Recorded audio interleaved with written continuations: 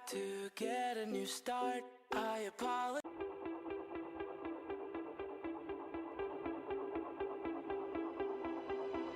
I didn't mean what I told you, but you took it to heart.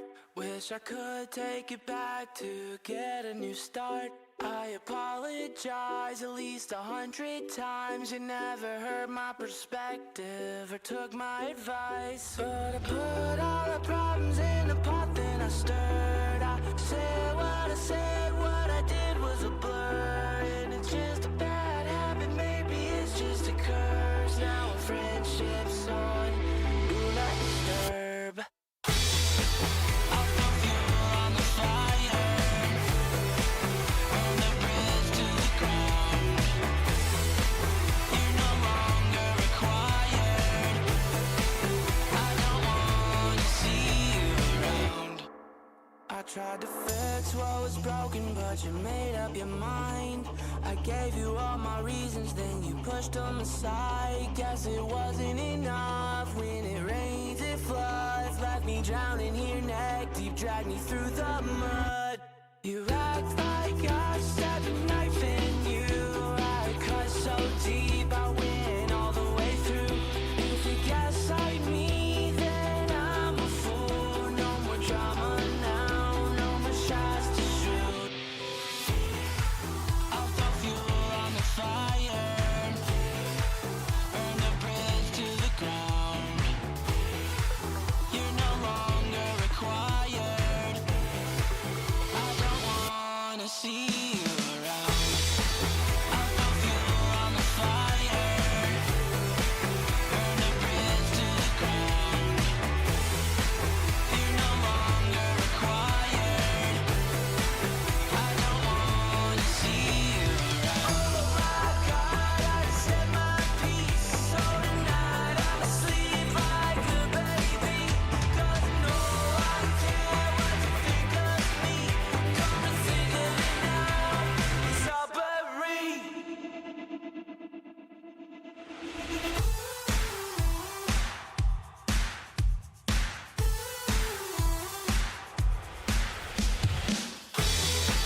I'll throw fuel on the fire, burn the bridge to the ground. You're no longer required. I don't wanna see you around.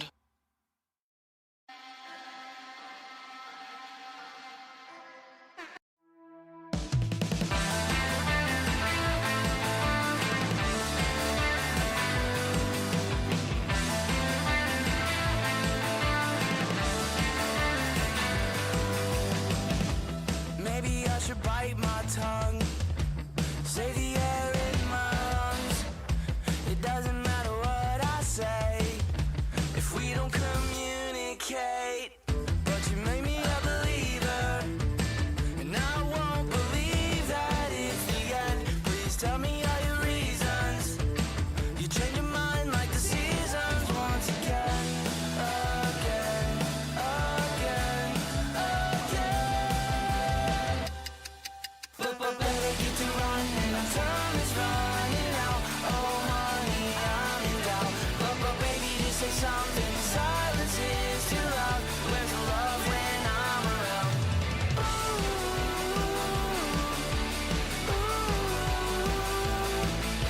But better get to running, better get to running, better get to running. Our time is running out.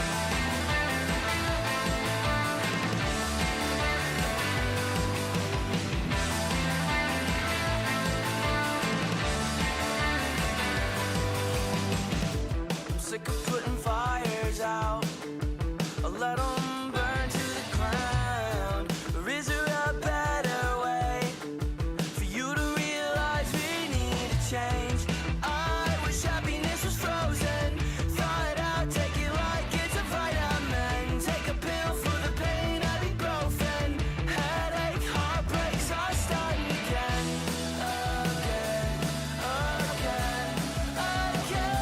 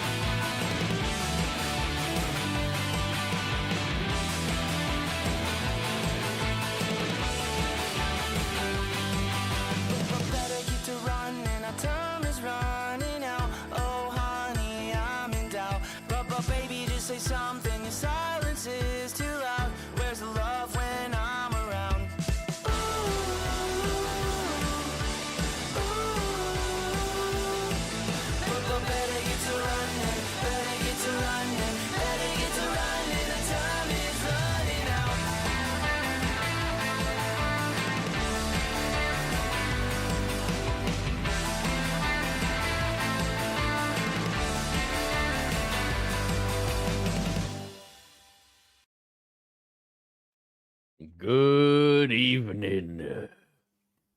We've got quite the interesting one this evening. I was like, ooh, ACC drama. No, no, no, no, no. Diesel hates money, actually. Diesel would like to cover something else aside from the same 5 things that everybody in my single friend group covers. And so, I have decided to talk about white women. That's right. A white women aficionado. That's a statement. I've met my match. Oh, I need to turn on chat here. I was recording video. Boom. There we go. But yeah, let me put my fucking sleeves up, bro. Okay. We gotta pull the sleeves up for this one, alright? But I saw this on r/YouTube drama, and I went, this is tea. Like, this is actually my fucking gas. This shit's gas, actually. All right, Snow Bunny expert. Have you guys been seeing the tweets? Seeing the tweets? You guys been seeing the tweets? You guys been seeing the tweets? I've been on Twitter, twitter.com, aka X to Everything app, and I was exploring some of the posts coming out of Iran. Shout out to all the people fighting the good fight there. Fucking based. But I saw the post where it was like this Persian woman smoking a cigarette, lighting a picture of the Ayatollah on fire. And that was the hottest shit ever, okay? Like, no cap, for real, for real. And then I saw a tweet. Hold on, I think I might have bookmarked it. It was... This is a crazy fucking tweet. Hold on. Let me find it. Oh, shit. Let's see. Hold on. This is fucking insane. Okay.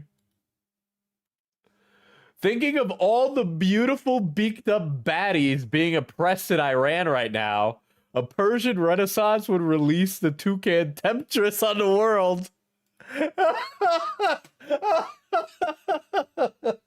Which is just like, I don't even like. What do you even say to that, man? That's a banger, first of all. That's a banger tweet. But then, like, what an outrageous statement. All right.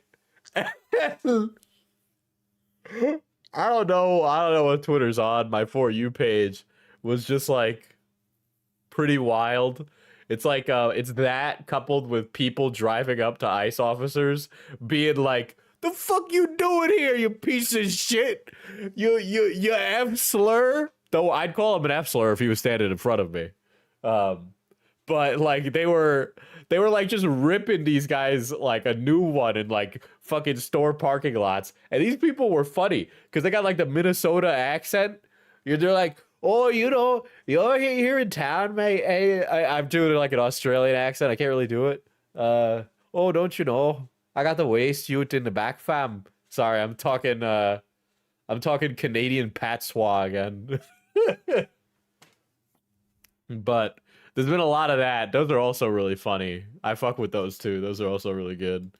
I don't know. I think, dare I say it, I think Connor Eats Pants could be a little bit more gas, but you know, I'm not gonna deny that he definitely, the vice president definitely read those tweets. Okay, he's like, he associates the Chow specifically with animosity and anger. Okay. Hello, catching alive at work. What are we discussing today? I'm trying to kill time. So we are talking about a lady. We're talking about a lady. Let me unbutton a little button too. Why don't I get a little air? You know, we'll air out those sweater puppies a little bit. But we're gonna be talking today about a lady by the name of Lauren the Mortician. Okay. Now, I vaguely knew of Lauren the Mortician via her drama and, as Chad has discussed, her legal disputes, okay? I heard about her during that, and apparently it's still ongoing according to chat. I do not know about that, so I won't be covering that specifically today. Let's think of today as a little bit of a primer, a little bit of what's another word for like an appetizer, an hors d'oeuvre.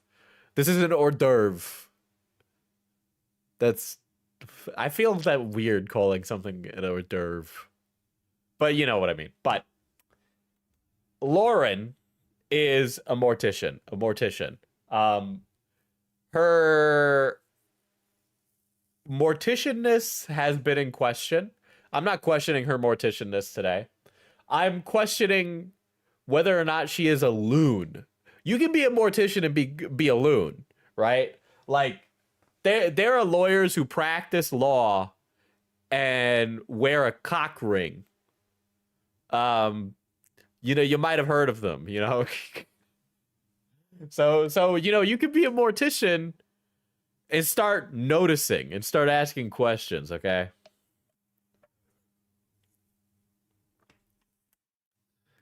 Pinker, if you have stuff, drop it. Make a fucking thread in the server, please, because I think Lauren has awoken me. Okay, there's something about her that I find absolutely compelling. Okay, I'm not into server. That's crazy. Let me fix that.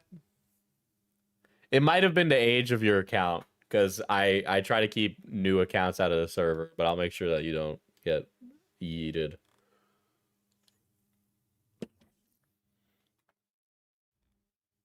But you could go for days for this. Is it really that crazy? So I'm gonna get us all caught up to speed. The recent thing with Lauren the Mortician. Gee, no idea what lawyer you mean. One of you is a noticer, that's for sure. One of you knows. One of you knows the baldo.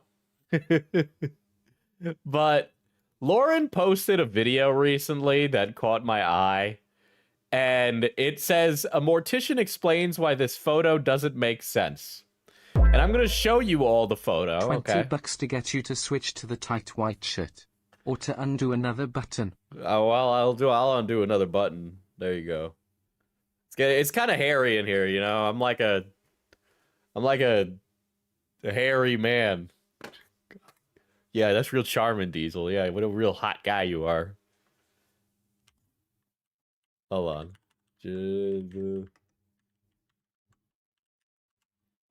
All right. So I'm going to pull up the photo, okay? Because she's been noticing. All right. She's been noticing. So you've seen this photo in many different styles, right?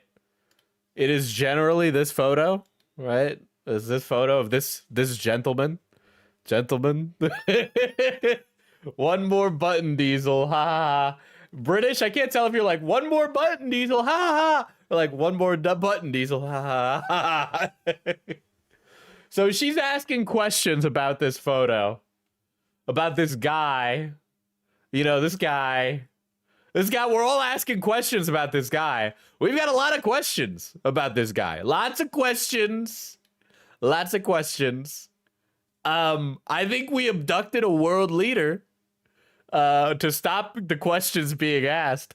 But Lauren the Mortician is asking the hard questions. So it turns out Lauren the Mortician has been on a bit of a... She was kind of like...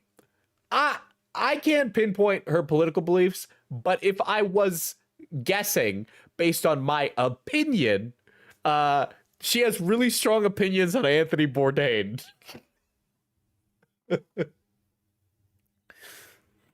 Diesel, as a 35-year-old woman, you are okay to undo another button.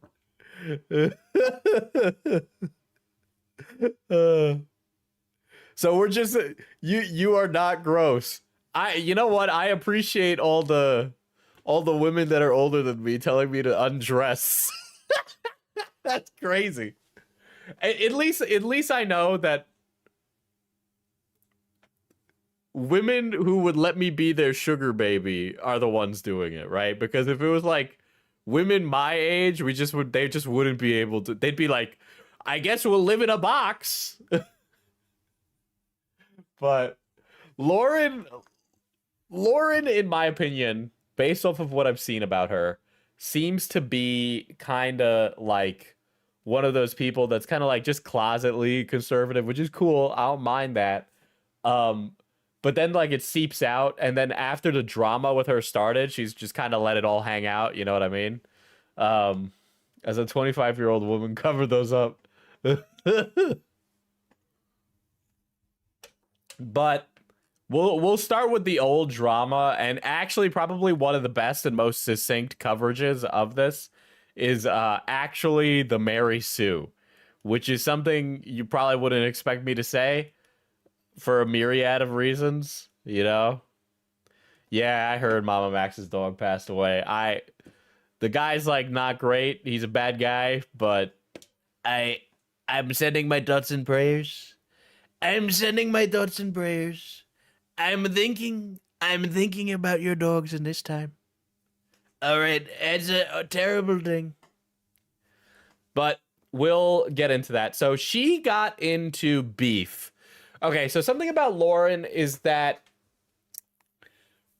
there is, I think her child died a while ago, and that's kind of like clouded her decisions on things, right? And she has an issue with this guy by the name of Jamie Grayson, right? This is about 2-year-old drama. So Jamie Grayson, for those of you who don't know, the Mary Sue, some of you haven't been on the internet long enough, huh? Okay, I'll explain why the Mary Sue is a bit of a contentious journalistic article place in a minute. But Jamie Grayson is a child passenger safety technician.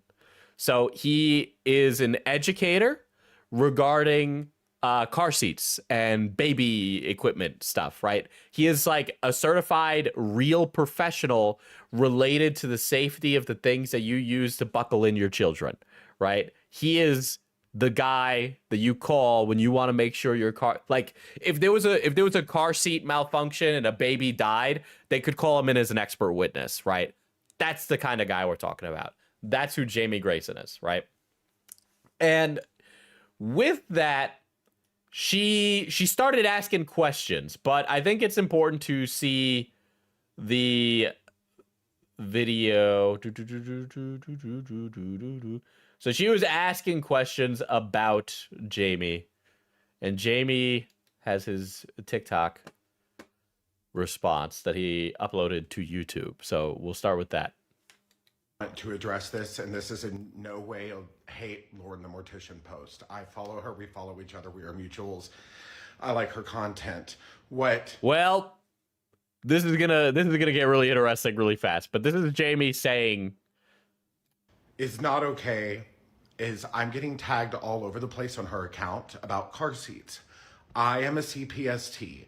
I was first certified as a child passenger safety technician about 10 years ago, and I am now dual certified as a CPST in America and Canada, okay? Lauren now is not a CPST. She's found out today she's gonna go through the class. Great, we need more. We need more. She's intelligent. going to a class to spite people I dislike. We need more people who care about this. But right now, her opinion on car seats and what dictates if a seat is safe or not, along with anyone else, if you do not work in this space, it does not matter. That's full stop. That's it. There's all car seats that are legal and regulated that are on the market are safe when used correctly. Okay? So these videos about the revolving seats not being safe, no, they're fine. They're fine when they're used correctly. We're all...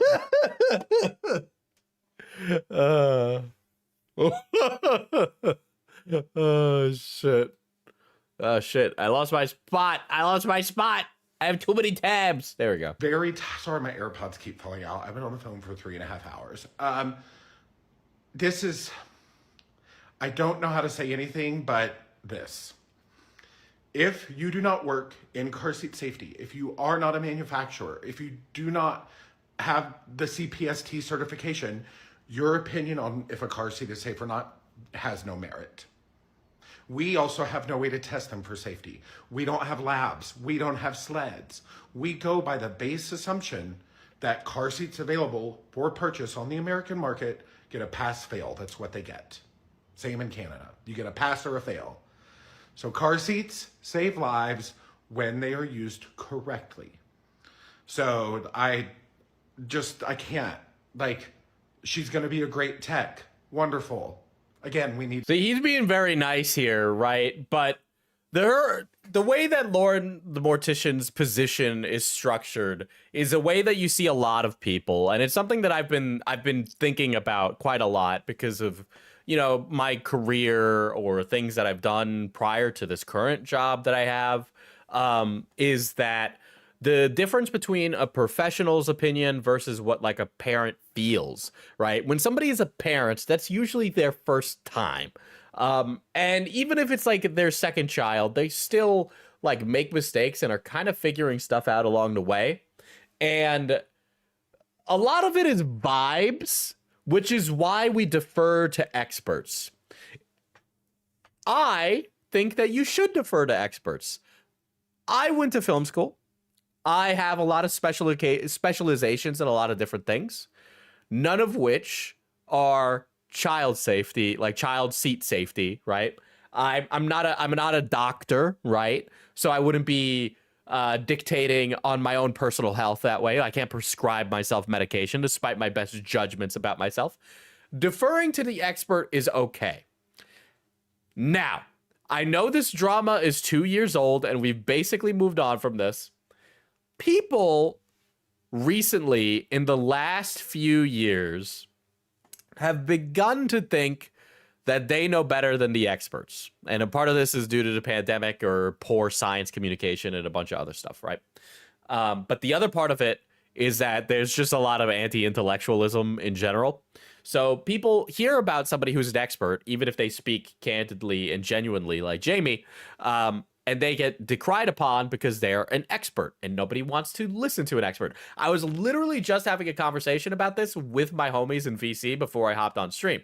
Because when somebody is an expert, you have these expectations associated with them. And the second they get anything wrong ever, you say, every single one of those experts is wrong and fake, which is exactly stupid, right? People are human. They are fallible. They make mistakes. It's why sometimes people get second opinions from doctors. It doesn't mean that your doctor is stupid. It just means that maybe your doctor got it wrong, right? So it's okay to get a second opinion, right? So that's the importance of an expert.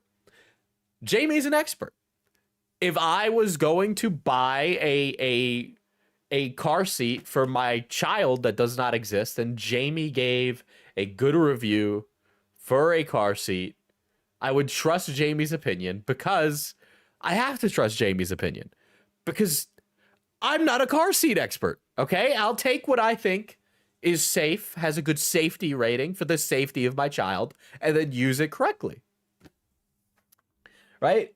But there's a lot that I know a lot of people, even Lauren aside, would have issues with, right? Jamie is gay, okay? And that is important to this because Jamie is not a parent, not currently. It's not to say gay people can't be parents, just he's not. But that kind of makes him a bit of a pariah to a lot of parents that might feel some type of way about a gay man judging the safety and efficacy of car seats. Now, I think that is completely unfounded and bigoted, but you would not be surprised that you would see parents with that kind of belief, okay? I've heard it called contempt for the professional, and I think that describes it well. There's a book called The Death of Expertise, which is a pretty good one on it. People think they know better, and it's being proven over and over again that they're not. Yeah. So there's that. And one of these has the... All right. So this is from Repzilla's video. I couldn't find another screenshot of it. This video is too long. I will say there's something to be said about brevity being the soul of wit. I'm 110% a hypocrite in that regard, but yeah, it goes to stand. But this is from her Facebook. Lauren says, honest question. Would you take baby product advice from a man who has no children and has 12 to 15 strollers inside their living room? So, Lauren, here's the thing. Why do you think he has 12 to 15 strollers in his living room? Not for fun, it's his job. All right? Also attempts to give baby wearing, baby carrier product recommendations, car seat recs, and high chair recommendations to actual mothers. You know, just wondering. So again, this is like quite literally, he's an expert in this stuff. He actually like is this is what he does. All right. So his job is to be able to give those things to people. Right. He doesn't need to listen. Okay. All right. Sorry, this is going to sound super, super woke, but like reverse woke. I don't know. Being a parent does not mean that you know everything about raising a child. Being a parent does not mean that you're an expert in things that parents use. Okay? We need to serve people millions of car seats. You're not a car seat expert because you haven't lived with hundreds of different car seats. I trust a person who has understood the differences between the varieties of car seats rather than the one person who's used a car seat for their baby's existence.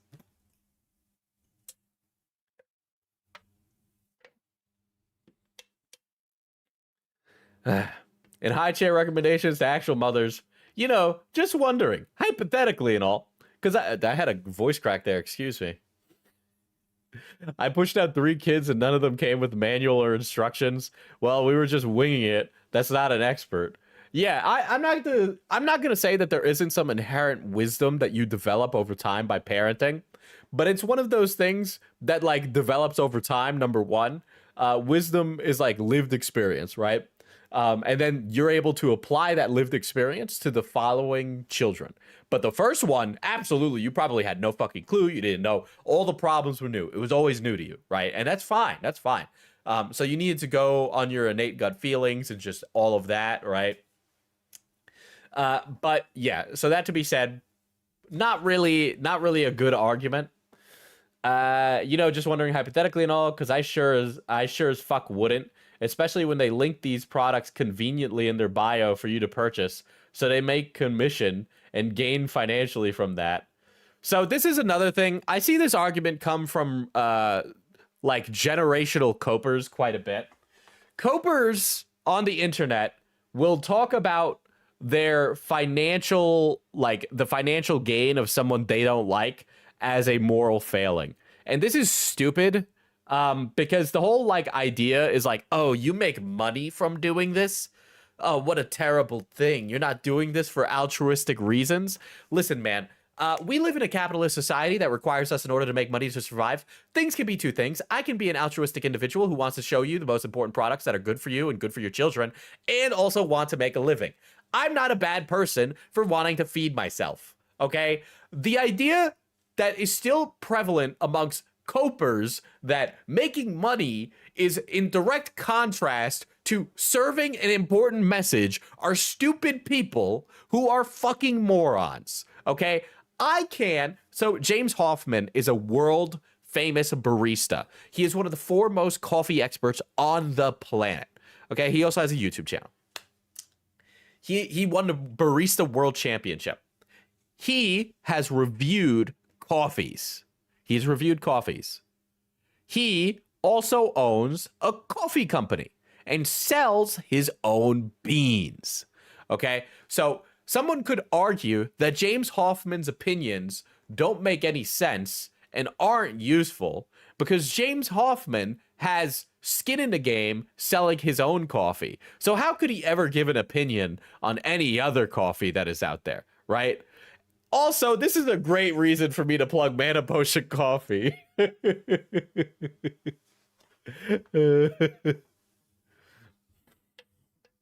I don't know, Diesel. Jesus never had any affiliate links, so you shouldn't care either.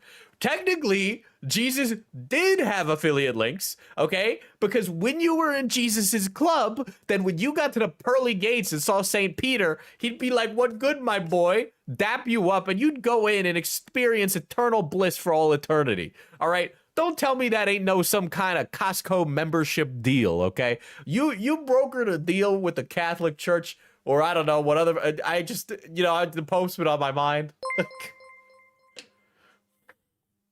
I trust him with a child's safety over her. Why are people sketched out when a man, gay or not, cares for the safety of a baby? But it is a humongous double standard. It's the, like, you ever hear those stories where, like, a dad is out with their kid at the park and somebody's like, "Whose child is that?" to the father, right? Or they're like weirded out that a father's pushing their baby in a stroller. "Oh, I'm sorry that the father's being present and an actual fucking father to their children.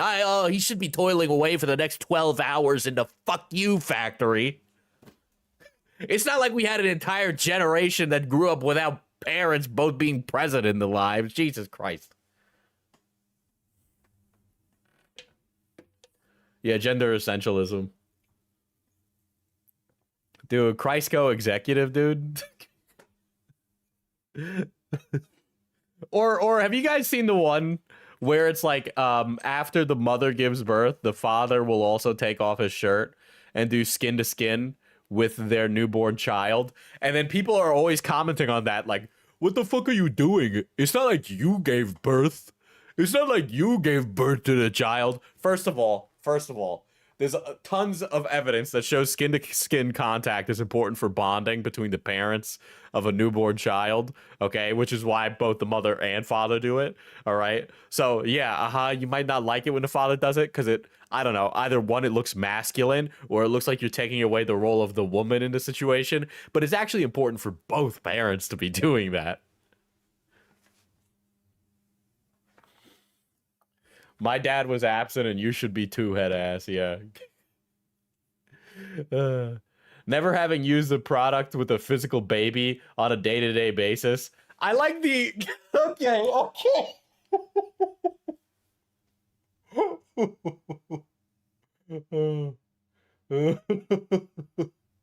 All right. Not me either, just checking. All right. In Lauren the Mortician's worldview, right? How does the baby product reviewing process go? So we hire a mother and baby, okay? We're gonna hire a mother and baby, and then you're gonna hand your baby to the reviewer, and then the reviewer takes your baby, puts the baby in the machine in the fucking car seat, and then they drive around for a little bit, and then they stop and they take the baby out. They're like, "Okay, this one's good," right? But like this necessitates a constant like cycle of new babies. Like new babies to review the products day in and day out. It's like Nathan is like, it's like the rehearsal where, "Oh, I'm reviewing this car seat for the week. Day 1, I have Alexander the baby. Day 2, I have Marianne the baby. Day 3, Deshaun the baby. Day 4, Ricardo the baby."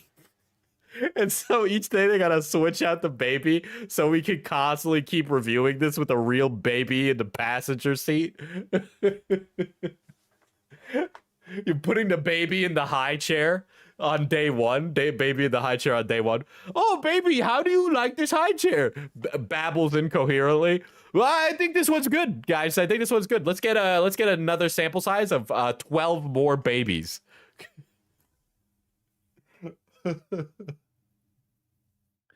Like, I just, the concept, like, I'm thinking about Deshaun and Ricardo DEI babies.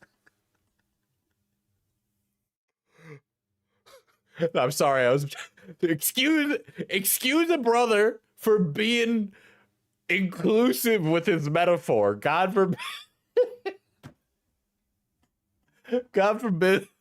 God forbid we all hold hands. But how about I get a wheelchair baby in there too, okay? So we get the whole fucking Captain Planet. Does she really think a job requirement for testing car seats is being a mother? Well, based on her argument, the way to test this in an ethical setting is to have an endless supply of babies to test the products. So Technically, she couldn't even be an expert based on her own standards, because on her own standards, she would need to test out more babies and more car seats. Why don't we just review the babies too while we're at it? You know, kill two birds with one stone. You assume Deshaun can't be in a wheelchair? Telling. I mean, do you really want Deshaun to be running the struggle bus with like 2 problems, dude? Real baby testing.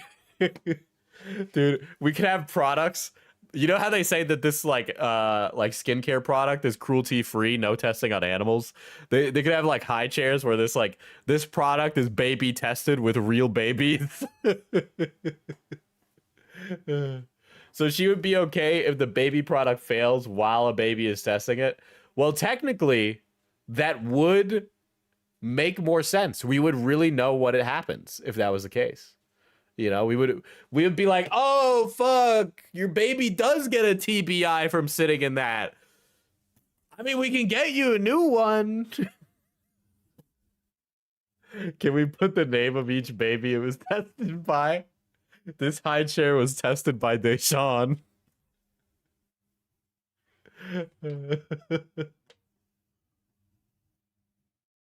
How would they decide the sacrificial babies?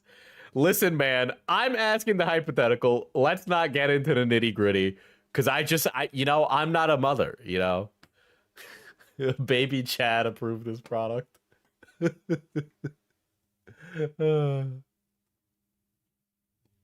I think as a mortician, she'd be in a great position to see which car seat works best. Well, this baby didn't make it. Don't use this car seat.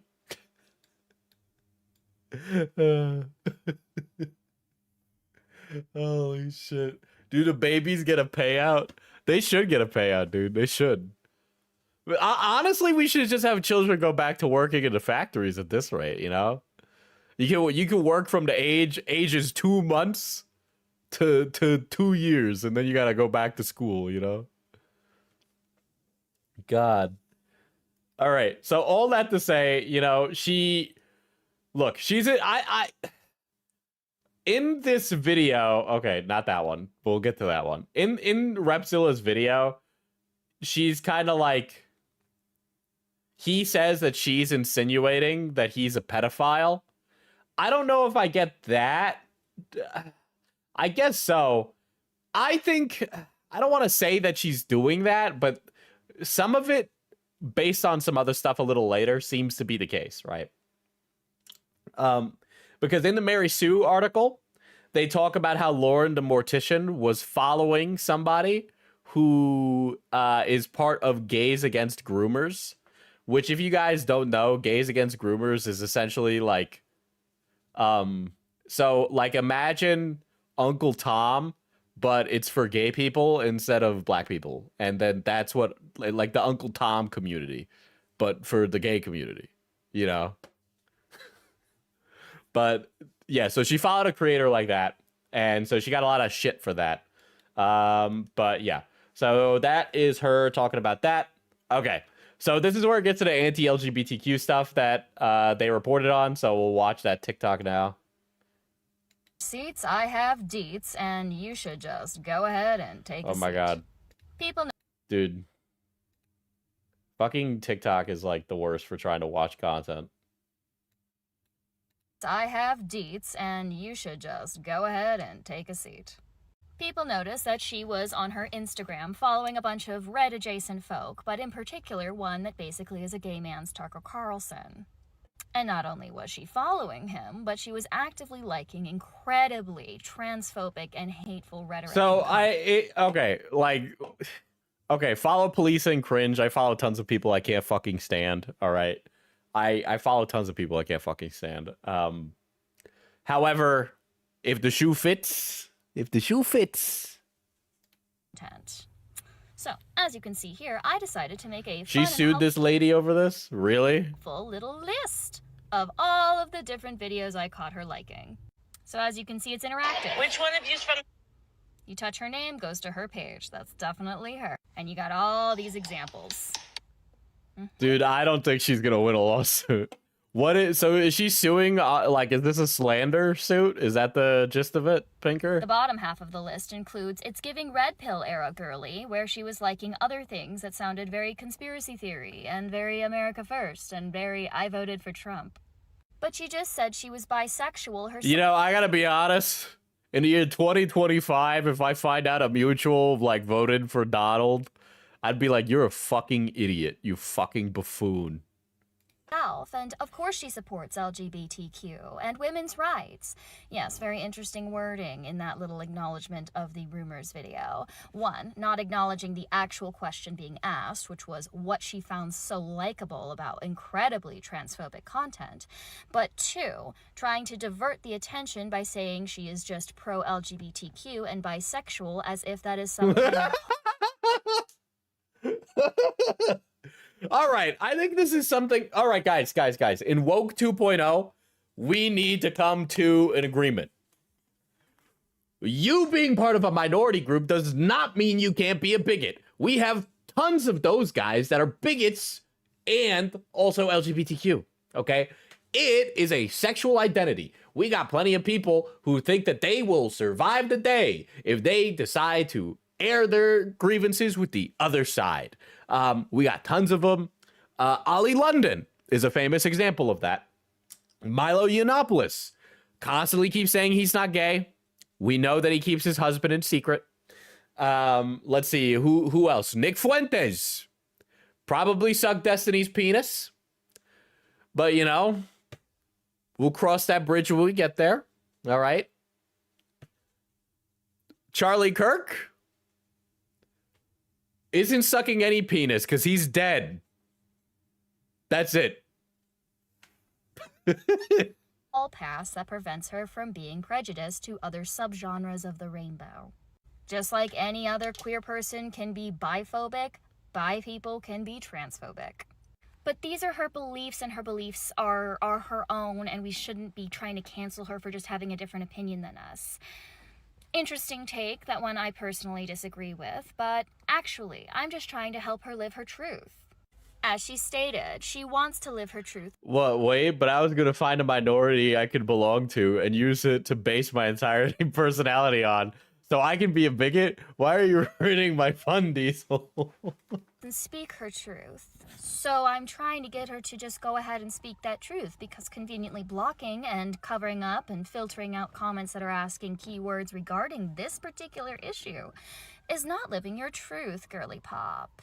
If her beliefs are her beliefs, she should be allowed to express them. On one hand, okay, so like on one hand, I'm of the opinion that like if her content isn't like politics, then I don't really give a fuck what her opinions are, right? Like her status as a mortician has no bearing. Like I'm sure there's like a point. Death can be political, all right? Nothing but death and taxes are guaranteed. But like if it doesn't really, if it's not really political, it's not really like, I don't really care, and I don't think most other people should care either. I think that's a reasonable position, right? I'm not asking people to agree with just my position, but you should, because it's correct. But clearly that is not the case with her, because she has made content that I would say is overtly political by discussing Charlie Kirk and Candace Owens and fucking Jeffrey Epstein. She is definitely speaking that. Clearly, she's afraid to, because she knows the vast majority of her audience that she's desperate to. Yeah, and that's another thing is her, like, the true crime. Okay, I was talking to somebody who's watched Lauren the Mortician prior to this, and they're like, yeah, I watch her content. And I was saying, I don't know, man. I'm not like, I don't know. I hear all these bad things about Lauren the Mortician. I don't know. And they're very woke, so they were trying to like reconcile with the information I was sharing with them, and I'm like, I don't know. But yeah.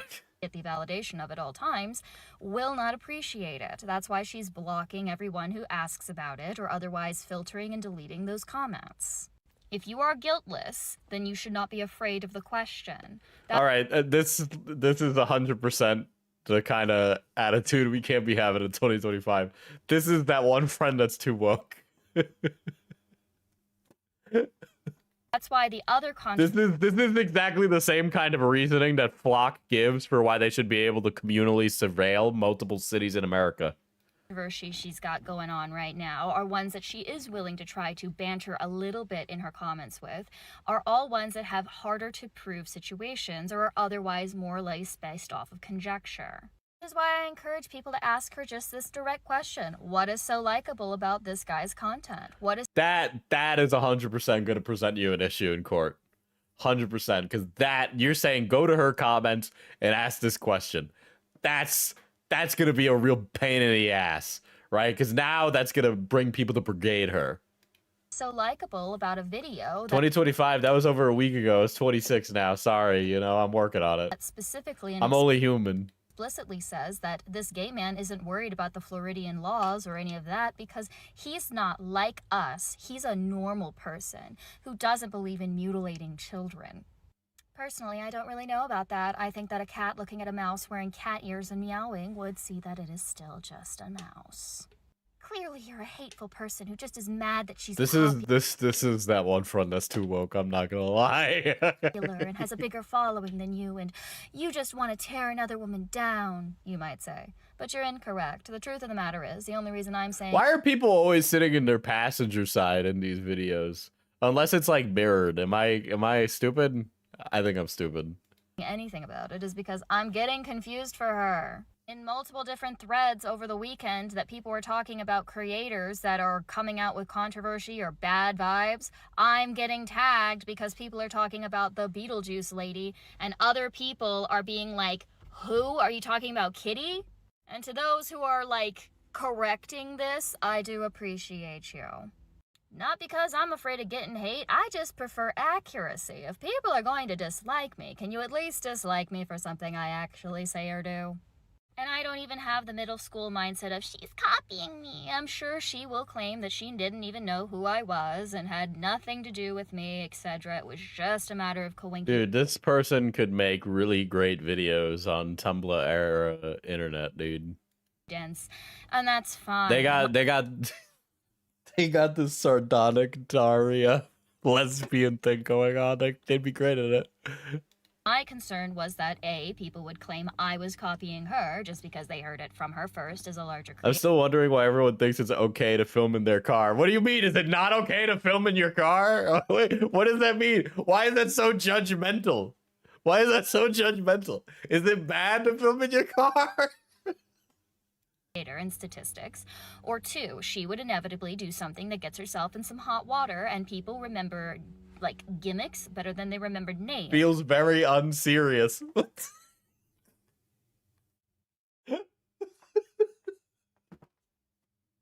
Guys, yeah, guys, what are we doing? How should she? What makes this more serious? What would make this more serious? She's like sitting in a chair in a suit in front of a desk, and she does a piece to camera. Like, yeah, this is really long. I'm not gonna lie. And so the Beetlejuice Dude, people on TikTok are awful at doing takedown videos, dude. thing would be brought up and people would get us confused. And lo and behold, like most things, I'm right. Just not Lauren's kind of right, if you know what I mean. And on that note, and this is conjecture, but I mean, if it were the case that it was copying, it wouldn't be the first time. A Morbid Minute is absolutely from Caitlin Dougherty or Ask a Mortician. And as What are we doing? What are we doing? Why are we claiming it? This whole like copying thing is cringe. Whatever. I don't fucking give a shit about that. The whole like copy thing is like 12-year-old brain, okay? Because like ultimately, if you make content on the internet, you're copying something to copy something to copy something to copy something to copy something to copy something. Like that's it. I mean, if they're parked, it should be fine. I want somebody to do like a fucking like piece to camera TikTok video, but they're driving on like the fucking highway at 60 miles an hour. in the like Yeah, H-Bomber guide has consequences. You know, it's really funny, chat, that all of the questions were things that are like the anecdotes that are coming up in chat today. I literally like had with my friends in private prior to this. Like, it's crazy. space. It's a very niche content creation subgenre. She has no reason to not know that. I've never seen her acknowledge Caitlyn in terms of the morbid minute coming from her, but I mean, I'll just point that out. Oh boy. Oh boy. I don't know. I don't know what their pronouns are though, but they're kind of bad. I'm not gonna lie.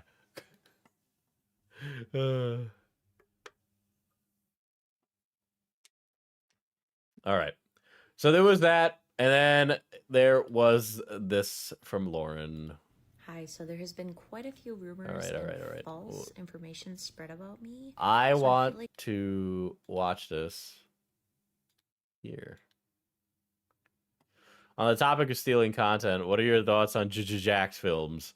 I think Jax films, I cannot fucking stand that. I look, man, I already don't really find Jax films to be that particularly funny. He seems like an overall nice guy, so I don't think it's any indictment of his personal character. But I think the whole plagiarism stuff that was started by H Bomber Guy has completely like, it's like an Ouroboros, dude. All right, look, people copy each other all the time. People have taken stuff from my videos and not credited me. And I think ultimately I'm more worried about myself than whatever anybody else does. And it just doesn't really like, it's just kind of, I don't really like it. It seems like a reductive way to tackle the topic. And false information spread about me, so I feel like we need to address those.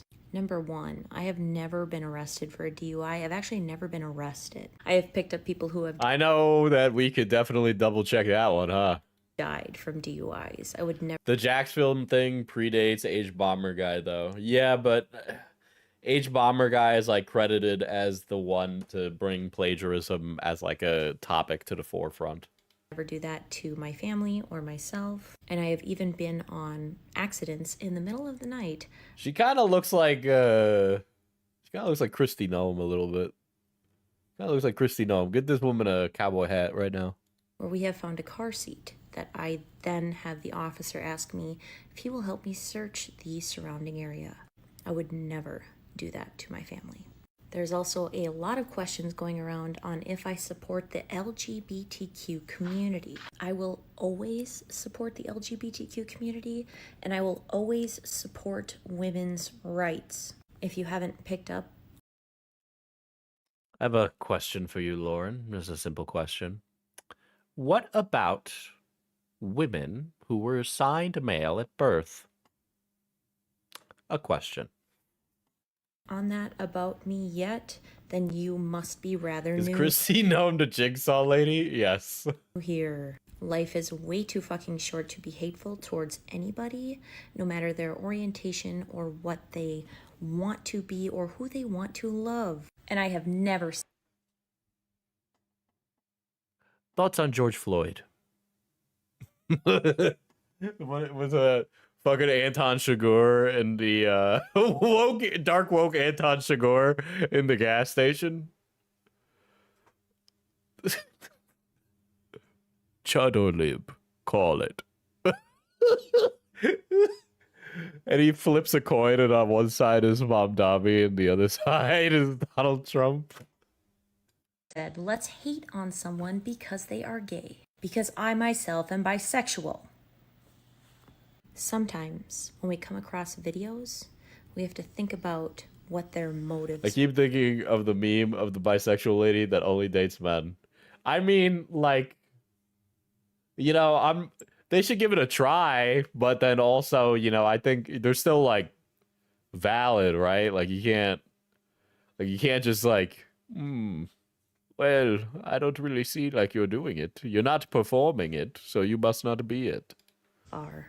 The pediatrician who decided to spread the rumors about me being anti-LGBTQ hates my fucking guts. Sometimes I love TikTok, and then other times it is just a cesspool of hate. It's actually kind of crazy that like a little bit of TikTok beef was like enough to get this lady to be like, all right, I'm going to court. Like she would have been fine. Okay, this is like a nothing burger drama. And high school drama. I have never blocked a professional because I didn't value their opinion. I I mean, I don't know. I don't know. have blocked professionals It's okay. You start asking questions, and I just noticed that you're noticing. Okay. on this app because they are rude as fuck to mothers in the comment sections. And yes, I have screenshots. I don't. I do mean, I'm not rude as fuck to mothers. I love moms. rude and I don't do bullies. But I also believe in speaking your truth.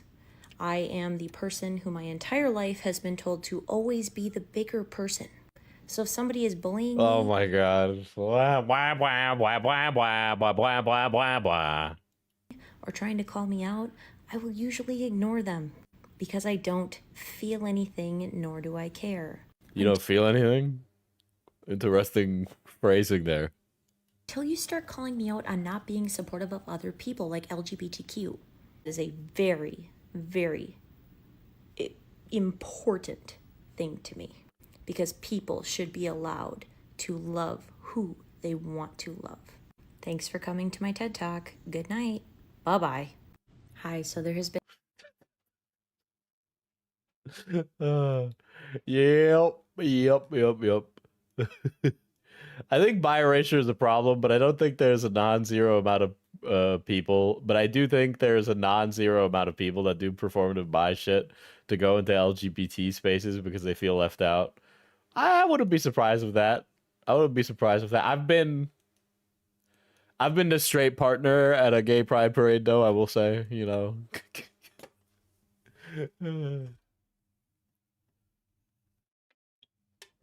All right, so Pinker left quite a bit.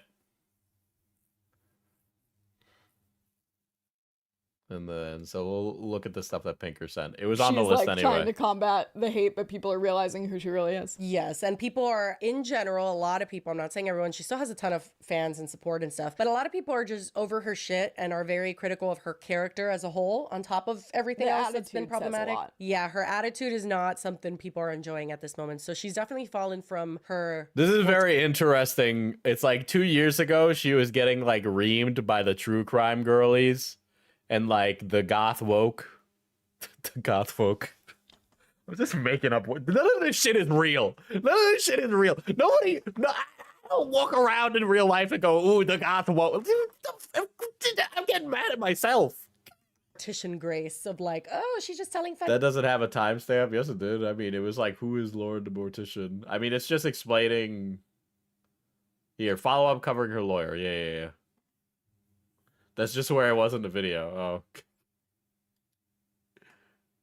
Topic, Here and we go. probably our last topic because we went on for Stories, way which too is long like, about well, nails. that's Weird in And general, as but soon okay. as Here we go.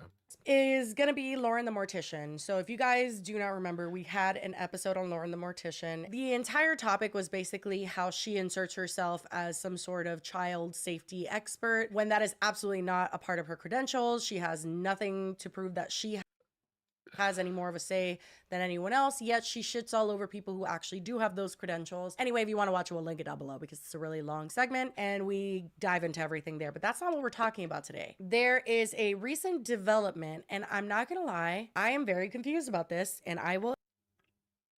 This feels like a Xylee topic. I mean, I am Puerto Rican. I'm as close as you're gonna get to Xylee these days, okay? She's too busy doing Lolcow Rewind.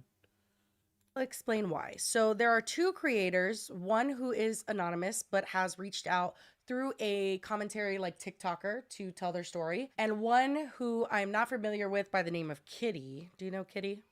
that's it. Her name is Caffeinated The Xylee, Kitty the Xylee topic because it's all women. on TikTok. Don't worry, guys. This is going to become a Diesel topic very soon. Okay, well, Caffeinated Kitty has 676.3 thousand followers and identifies as a villain life coach. I'm not sure what a I can't. We gotta. What are we doing? If you know what that is, please leave it in the comments below. So she posted this.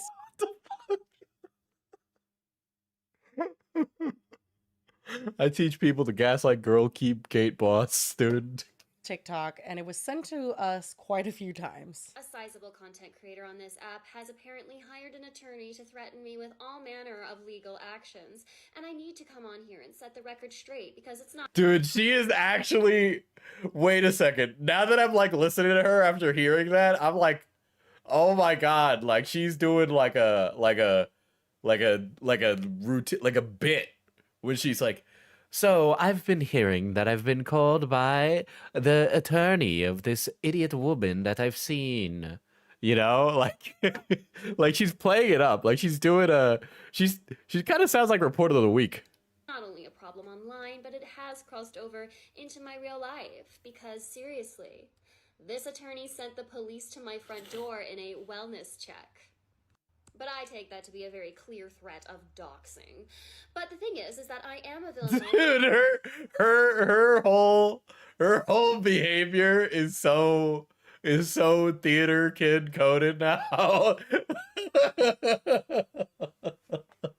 Coach, so that's certainly the first problem for them. That I'm going to be true to myself and my brand by giving them a very simple. Yeah, Kitty is a gaslight gatekeep girl boss. Like unironically, like she is that her job to like actually teach women how to be manic pixie manipulators? Our energy back in response to this A ridiculous big ass situation hat with the moon phases, dude. that they've created. Let me preface this by saying that the content and the things I am about to show and tell are all for the purposes of critique, commentary, parody, satire, and a recitation of the facts. And any names utilized in my No heroes in this story. addressing of the situation are only names that have been part of their public profile that they promote. As of this video, of course. So, when this first started, to the attorney, I didn't think that it was actually someone Lauren hired. I thought that's such a bad PR move. And so when I got to such This lady's attitude is so outrageous. I can't. and copyright infringement strikes on my other two platforms, specifically regarding a video that featured clips of Lauren and clips of me in a comparative format to explain and address why anybody would ever confuse us, which is the only reason I ever made a piece At on Kimba Lauren. Kimothy became a member. At Kimba Kimothy Well- celebrates 29 months of membership. I can't believe you're watching the DWKT girls. Well, somebody's Smiling got to face take with hearts over. emoji. I'm taking all of Xylie's girlies are welcome here in this chat. But also this feels like it's just such a Xylie topic for all of this. And yeah, I only have heard about Do We Know Them via this drama. Because people were like, how could anybody get you two confused? You look nothing alike. And I'm like, thank Baphomet on that one. But this is the Oh my god. Oh my god. context. And it was created by someone else who Oh my god, female social post. Female social repost type beat. I'ma say it. I'd let all the bad things happen.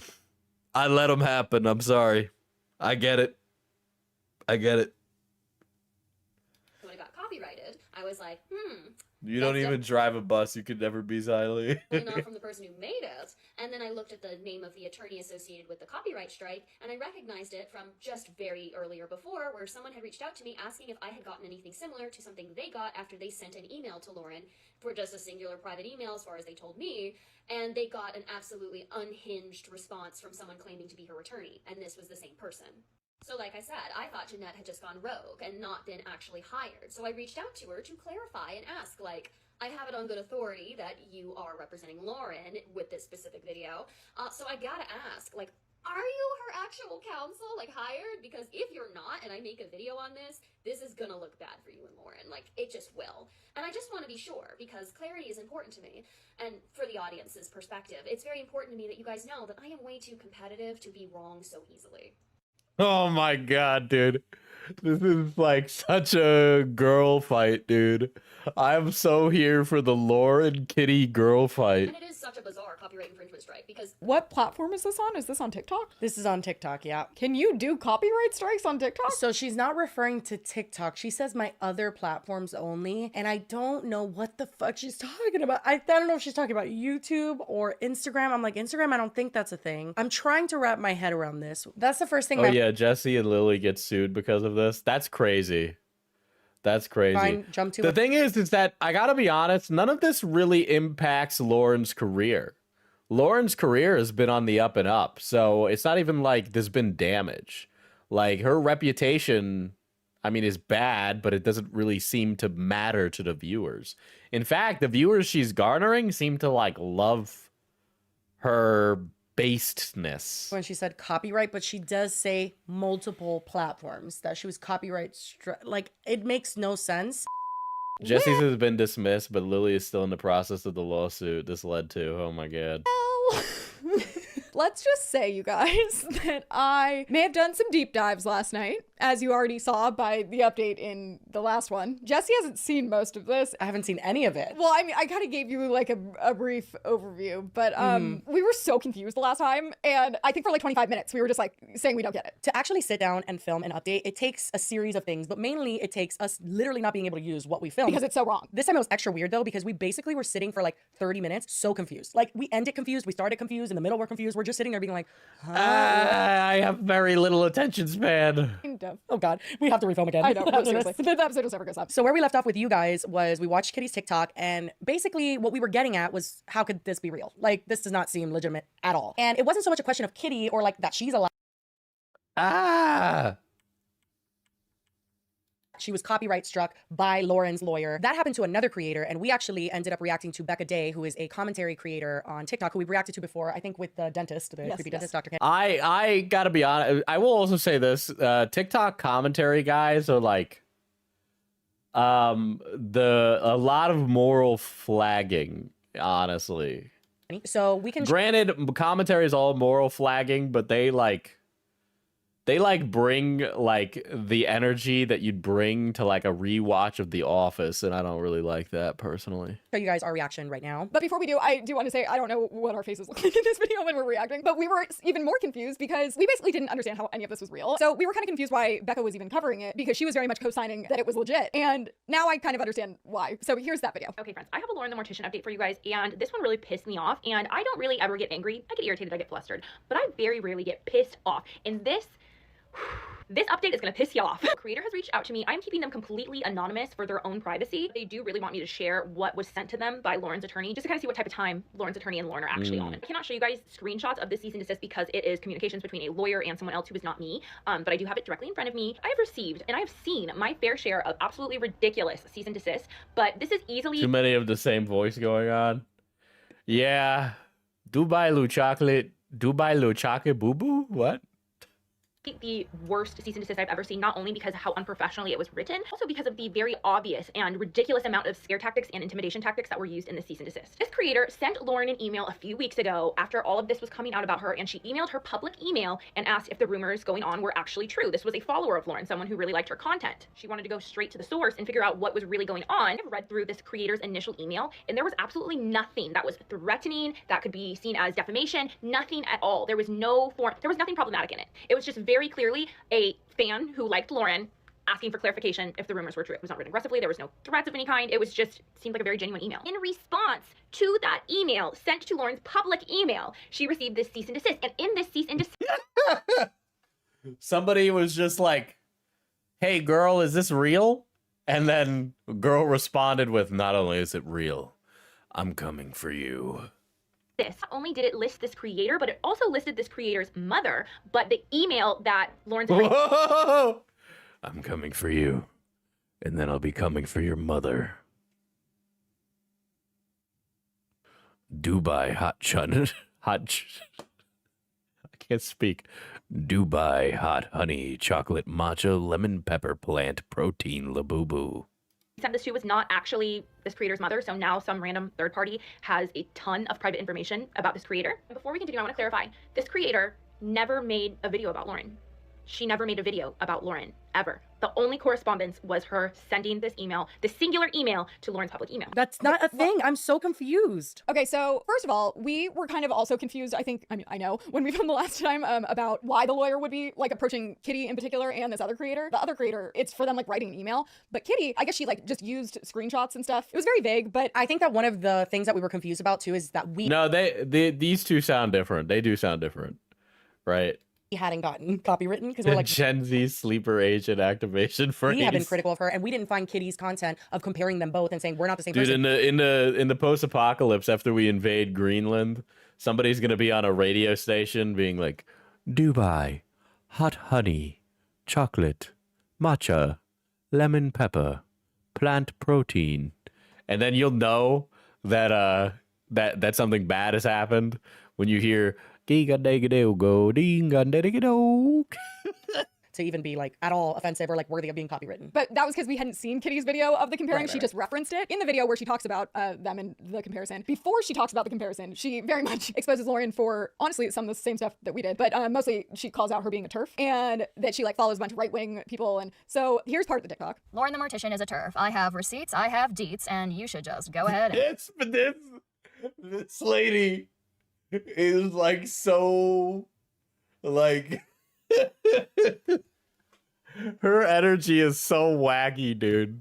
Dude, she gave a mean tarot reading. Take a seat. People noticed that she was on her Instagram following a bunch of red-adjacent folk, but in particular one that basically is a gay man's dark acknowledgement of the rumors video. One, not acknowledging the actual question being asked, which was what she Seems like it is. And legit is a conditional term there, actually. Apparently, Kitty is a creator that also has her fans use the whole Beetlejuice thing. If you guys remember from our last video, for the child safety stuff, Lauren the Mortician, like people will comment Beetlejuice on any kind of child safety thing for her to then come give her opinion. And I guess people do that with Kitty as well, not for child safety stuff, but for villain life coach stuff, huh? Apparently. So I think that These are Lauren the Mortician, you have stolen my bit. My bit. If you say Beetlejuice, I appear. She makes sure you're buried with Harry Potter merch. Dude, you just know she has a Deathly Hallows table decor at her apartment. makes a little more sense why she would have targeted her specifically, but here's the explanation that Kitty gives. Clearly you're a hateful person who just is mad. Dude, she's got one of those, she's got a lamp on her table. And you know, like how a lamp has like a hood, right? On the lamp's hood is a bunch of moss. She's popular and has a bigger following than you, and you just want to tear another woman down, you might say. But you're incorrect. The truth of the matter is, the only reason I'm saying anything about it is because I'm getting confused for her. In multiple different threads over the weekend that people were talking about creators that are coming out with controversy or bad vibes, I'm getting tagged because people are talking about the Beetlejuice lady, and other people are being like, who? Are you talking about Kitty? And to those who are Hot Topic and Box Lunch final boss. like correcting this, I do appreciate you. Not because I'm afraid of getting hate, I just prefer accuracy. If people are going to dislike me, can you at least dislike me for something I actually... I can't. She's so dramatic. She's so dramatic, dude. Have you guys seen the Orbology chick? Have you guys seen the Orbology chick? Do we know what this is when I say it? Welcome to Advanced Orbology. Yeah. Diesel, I love her, Diesel. I love the Orbology girl. Hold on. We gotta go on a little detour. I gotta show you guys the... We gotta show you guys the Orbology chick. Hold on. This is Worth. This is Worth. This is Worth. Alright. Dude, I activated the shit out of Greg. Hold on. Okay, if you guys don't know who this is.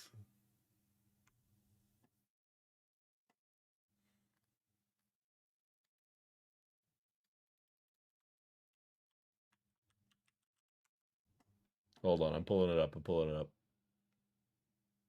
Here we go.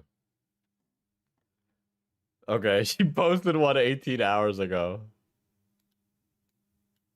Okay. We interrupt your daily programming. Welcome back. We interrupt this program. It's time. We interrupt your daily program. We interrupt this program. Yeah. For a lesson. She posts this like every day. Welcome back. For a lesson in advanced orbology. Welcome back. Advanced orbology is less about learning. Me look. And more about the like purr followed by the me look thing. Dude, this is men would like men sacked Troy for this. unlearning. At this stage, we stop asking what the orb is Whoa. Ed Uncool Greg Focus. became a member. Ed Instead, Uncool Greg we celebrates ask, 30 months of membership. why I'm so locked in I can see the orb now. Dude, I'm not even gonna lie. Some of these will show up in my feed, and it's like it's just something about her attitude and the way she does it. Instantly, like, focused on the entire video. the orb let you notice it? Nice. Me and you. This is where most theories collapse. She looks like the real life version of Carmen Sandiego, like, no cap. Yeah. Early orbologists believe Yeah, just the man. orb was ancient. Yeah. Me look, the orb is beyond time. Yeah. Nice. Nice. Class dismissed. Please proceed normally. We'll take it from here. Nice. Dude, we're so doomed. What the fuck? I would vote for anyone she backs. She's a parody, but I don't know what she's a parody of. I don't know, man. I don't know. All of her videos are like this too. And by the way, she's always got that fit on too. Like, it's crazy how, like, stunting she is in all of her outfits. Like, fucking slay. The NPC streamer has evolved. She's not even that too. Like, I don't know. The bit's funny.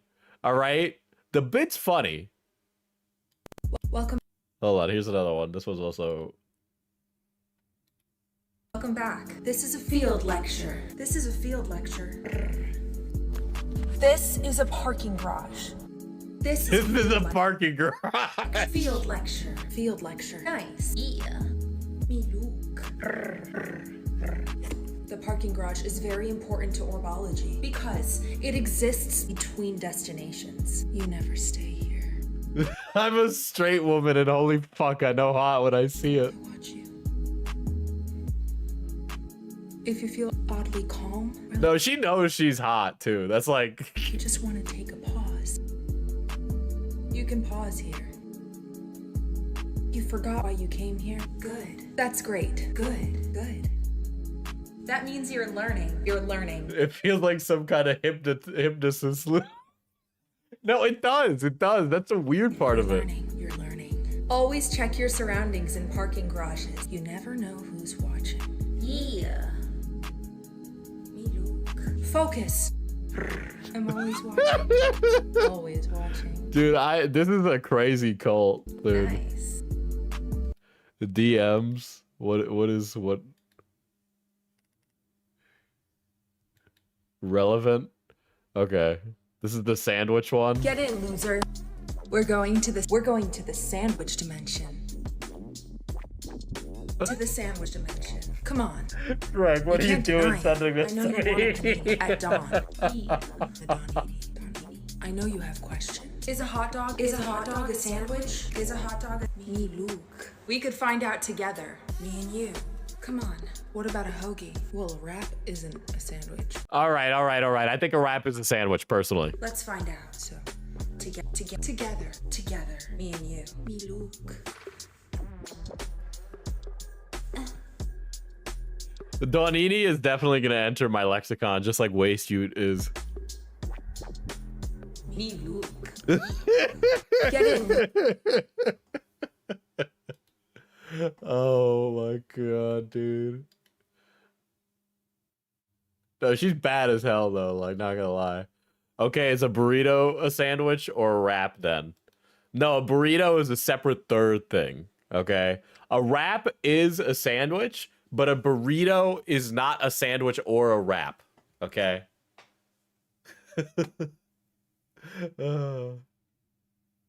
Konnichiwa, Mina Slimes. We're going to the sandwich dimension. Today's word, donini? They say or do. And I don't even have the middle school mindset of she's copying me. I'm sure she will claim that she didn't even know who I was and had nothing to do with me. Then what the fuck is a shawarma? I don't know. I'm not cultured enough to be able to answer such a question. Etc. It was just a matter of coincidence. Yeah, it was Lauren the Mortician today. A sandwich states between two slices of bread. Wrap is only a single piece of bread. I also maintain unleavened bread does not a sandwich make. And that's Okay. fine. My concern was that A, people would claim I was copying Burritos are a Wellington. Dude, what if Wellingtons are a burrito? Maybe that. her just because they heard it from her first as a larger creator in statistics. Or two, she would inevitably I didn't eat today, guys, so this is making me hungry. I think I need to go to the sandwich dimension. something that gets herself in some hot water, and people remember like gimmicks better than they remembered names, and so the Beetlejuice thing would be brought up, and people would get You can't claim the Beetlejuice thing as your sole gimmick. You just need to out-clout her. confused, and lo and behold, like most things, I'm right. Just not Lauren's kind of right, if you know what I mean. And on that note, and this is conjecture, but I mean, if it were the case that it was copying, it wouldn't be the first time. I forgot. We can't. I mean, I should say I don't like the name Janet. Many of you know why. Yeah, well, Janet here works at her own law firm, which is Braun IP Law, intellectual property. So she specializes with like copyright infringement and trademark infringement and specializes is a generous term. You know, I'm not a lawyer, as a disclaimer, for legal purposes. But I honestly feel like I know more about fair use after reading a bunch of things last night than this woman does, and she's supposedly a lawyer. Dude, Literally, Janet must have been fuming when she heard that. the things I've watched, I'm like, that's not right. Here's some TikToks of her talking about copyright infringement on TikTok specifically. Is an egg roll a burrito? I mean, I love both either way. You know what? I feel like an egg roll is a burrito. I agree. That's what I think. I received a good question in a comment, but the comment was deleted, so I can't respond directly to it, that had said, basically, wait a minute. If TikTok's terms of service give every user the right to use other users' content and modify it and post it, how could there possibly be a copyright issue on TikTok? The answer is there in the terms of service. It's just a little further down than where most people stop reading. TikTok details what authorized uses are and what they are not in the your access to and use of our services above. So we have to scroll back up to the top of the terms of service to look at that section. And that section is specifically excludes certain types of uses. One of the uses being if you're using the content, someone else's content for a commercial purpose. Courts have ruled that if you are trying to grow a platform, trying to gain followers, trying to gain views and clout and engagement, that is a commercial purpose. The lawyer just used the term clout. I want to throw that out there. Dude, lawyers are all talking about clout these days. It's crazy. To your knowledge, is clout a legal term? Do you use that in court?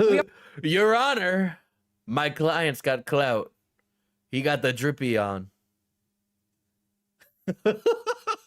We're in 2023, about to be 2024. I can't imagine that clout will not be used in law, but as far as I know, not currently. One of the screen recording she's showing right now, TikTok doesn't use the word clout, so that was a personal choice. But I also can't help it, like, notice all of her stuff is so condescending. It's like, well, most people don't read this, and people seem I've got bad news for you. That's all attorneys. to think they think like blah, blah, blah. And I'm like, okay, did anyone even leave you this comment? Or I'd love to be able to explain who I'm snarking there, but just know that it's nobody who exists online. are you just being Jazzy requesting her songs to sing? Please tell me whoever suggested this topic warned you this lady's lawyer is nuts. I am aware. I am aware. But the rest of this, listen up, keeping in mind like what she's doing is It would be litigiously frivolous considering we just spent the last fucking 20 minutes talking about orbology.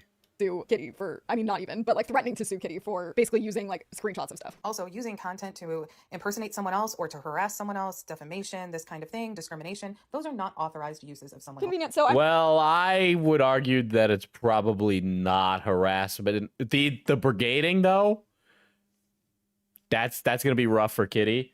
But then also Chad is saying that was thrown out, so I guess you know, Bob's your uncle. I'm gonna guess, which I mean, I know already, that she's gonna claim that you can't use it for harassment, which one video is not harassment, and two, defamation. But here is a follow-up to that. By the way, this video is a response to a comment. Guess who's Can we commented? get Janet's opinion on orbology? That's the real question. Her own. How does Janet feel about the waist youth fam? No, stop. Literally Gonna me. go out and play hockey with the fam later after shoveling the snow, eh? But at least you would have made another account. Like, Of course, I would have never put my own account. What do you think? High School Jessie was an idiot? so she responds to her own comment asking, what if Are we content is talking taken about from- orb pondering? To be honest, I don't really know. Put the Jet Set Right of Vibe lady back on. She made my day and hungry. Guys, we can't just watch. Listen, it's like she has like 100 videos where she's just like, "Welcome back to orbology." Yeah, like I can't. We're just gonna be watching like Latina hypno. That's just Latina hypno videos, okay? We're not watching that. TikTok and post it on TikTok. Do I have any rights? Convenient question. Let's hear what Janet has to say. Post on TikTok, you own the copyright too. You give TikTok itself a non-exclusive perpetual license to your content. If you have imposter accounts on TikTok or other creator accounts that are taking your copyright material, meaning any content that you make, and posting it as their own without giving you credit or a stitch or duet, or they're using it for commercial. And I could watch them all day, to be honest. Dude, we are a thirsty community. We're a really thirsty community, guys. Purpose, you can take that down.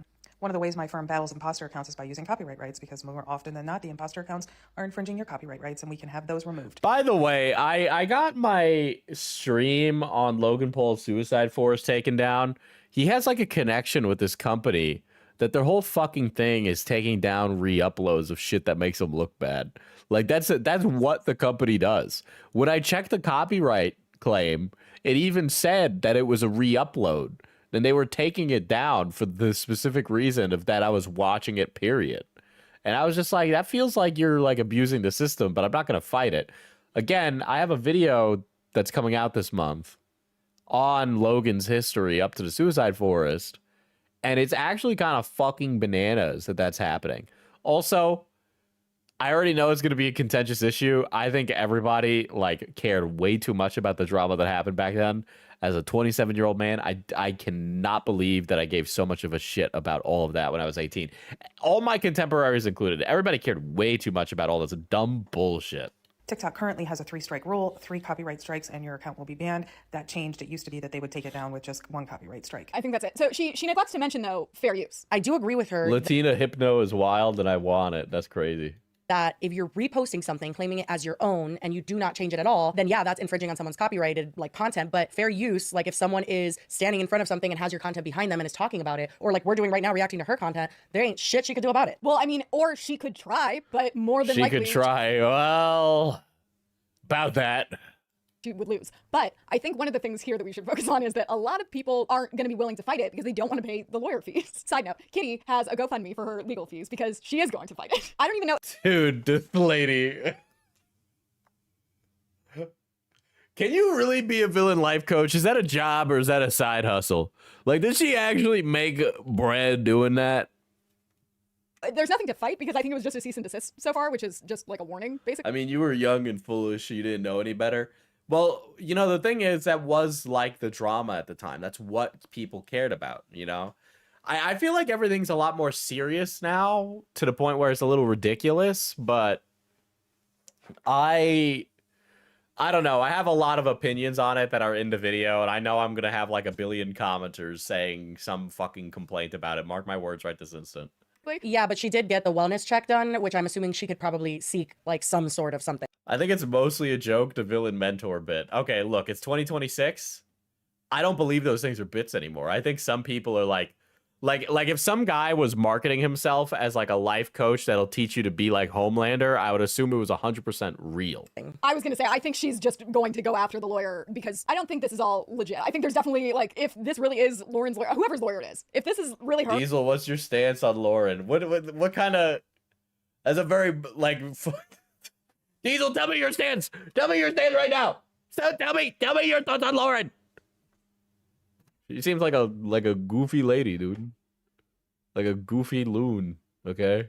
Which it very much seems like it is based on all of her TikToks, and she is in some of them, so you can see her. Definitely feels like there's some legal lines being crossed.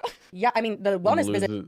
She takes, okay, well... being the most bizarre out of all of them. I think she's unhinged in general. I mean, sending a cease and desist to someone who sends an email being like, hey, I have a question. Like, that's actually unhinged. I mean, but then again, even the cease and desist that she did send that random person, she CC'd their mom, quote unquote, but it's not their mom. So she really did take Do We Know Them to court and lost over this coverage? That's insane. The fact that we're going... it's ridiculous because now it's just like litigiously wasting tons of time. And it's like, girl, who is this lady and why is she so crazy? And I guess I know we're all over the place, sorry, but there's a lot to get through. The thing is like Janet just...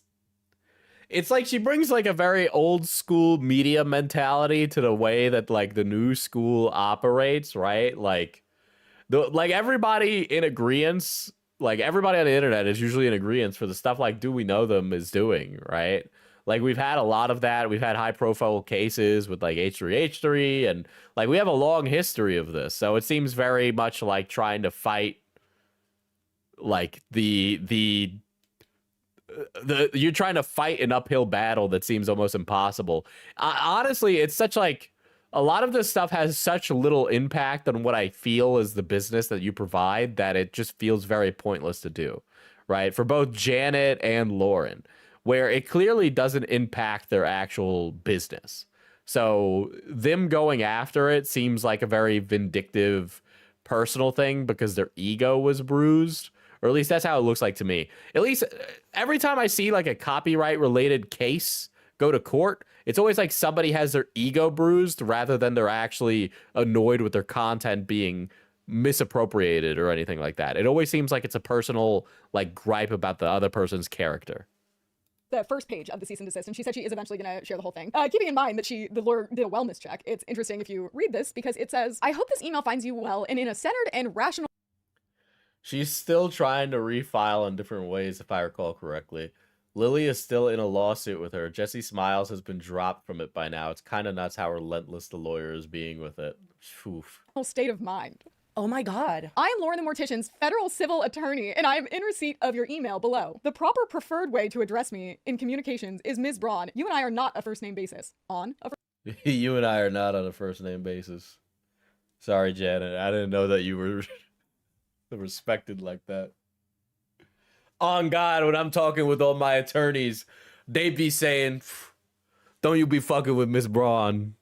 Miss Braun, a real one. She go way back to the old school. You put respect on Miss Braun's name, all right? You don't be." Yeah, that's how the lawyers be talking, guys. All right. First name basis? Attorney Braun would also suffice. You proclaim to be a demon playing a game of chess against me while I'm playing checkers. A demon playing a game of chess. I'm not playing any games. None of this is a game. Oh my God. Oh my God. Dude, I'm telling you, the lawyer community has an untapped lolcow potential, okay?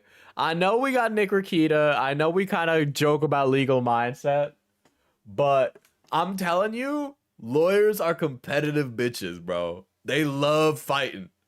Not only do lawyers love fighting, they need to be right and they want to be respected because they think that because they went through school and that they wasted a lot of money going through school, that they deserve undue respect for doing the time. Okay, we all work hard, we all go through a lot, and always, regardless of how hard we work or how important we think we are, when we're standing in line at the grocery store and the guy's checking us out at the checkout, he don't give a fuck who you are, and he is not going to acknowledge you with that kind of respect, okay? Because it's never going to happen, because he doesn't fucking care about you. All right, because you're ash to ash and dust to dust. All right, and if you're lucky, your name will survive 2 generations. But unless you're a billionaire, it ain't gonna survive more than 2. All right, so learn to live in the now. And fucking brother, why are you being so serious? All right, maybe you should play checkers. Maybe you should play chess. Play a little game. Have a little whimsy. Damn, bitch, calm down. And it is clear that you have no respect for the judicial process. What judicial process? The one she made up in her head? And is this the cease and desist? Because this is not even... Dude, do we know them? Now that I know that they got sued, I'm like seeing them say those things about Janet and going, woof. How a cease and desist looks. Yeah, look at the top bit. It says notice to cease and desist. Like literally that's the only part that looks like a cease and desist. The rest is just nonsense. Like her It just looks like it's just like an email. Yeah, this is so weird. It continues. However, you are not playing a game of chess. Your actions make it undeniable. Dude, you're like begging to be. This is the thing with this is like you're begging for like a stranger to respect you, but respect is earned, not given. All right. And so you think that you could cudgel them into respecting you by like using the legal process. And it honestly is the exact opposite of how you get people to respect you. That you are playing a game of Twister in the mud. What the fuck? How many games are we playing? You could play Twister in the mud. That's not even a problem, is it? Just because Twister in the mud sounds like fun. That sounds like fun. Why are you saying such a thing? I see, I think. But anyway, I recommend you stop playing all games and get the situation. Stop playing chess. Dude, what if you had games, unlimited games, but no games and unlimited bacon, dude? And Twister. And no checkers checkers. either. I recommend you stop playing all games and give the situation that you have caused the respect it deserves. You also claim that you will, in so many words, do demon things in the very near future. You intended this to be a threat to others based on the connotation and context of the statement. What is happening? So from this, I'm gathering that they had, it's probably fair to say, a few exchanges back and forth with each other. Dude, Janet's like, I'm a lawyer in service It's almighty over here, and I don't like how all this demon talk. Before this. This is not like Kitty posted the video, copyright was done, this email was sent. Like Kitty posted the video, copyright was done, there was some back and forth we're missing here, and then this was sent. So from what she's saying, an email was sent by Kitty to the lawyer before, so there was probably some correspondence there, let alone some TikToks that Kitty probably did, like referencing the whole thing. She probably emailed her after the fucking wellness check. Probably, yeah, and she understandably was not happy, so I understand that. But it's easy to look at this and be like, okay, a cease and desist was sent, this was probably the response to that one TikTok of her comparing. I don't think that was the order. Like, it does not make this any less unhinged, but the reason why she's taking everything so personally is because they've had some sort of back and forth. Yeah, we're definitely missing a few pieces of the chess If you think game, we're still missing pieces, you have no idea what the last filming looked like. We had no fucking idea what was going on. Then there's one more paragraph that we have for now, and hopefully we'll get more soon and update you in a future video. After seeing your multiple irrational and erratic posts on social media over the weekend, along with your TikTok live stream. You see, I'm telling you, there was Dude, the way she's trying to portray Kitty as like a crazy person. That's what she's trying to do. A lot of stuff. I am worried that your mental state is unstable and that you Oh God, really? may hurt yourself. Dude, this is Cope City. Holy Or shit. someone else after reading this email. Of all the videos we've seen of Kitty, she seems very cool, calm, and collected.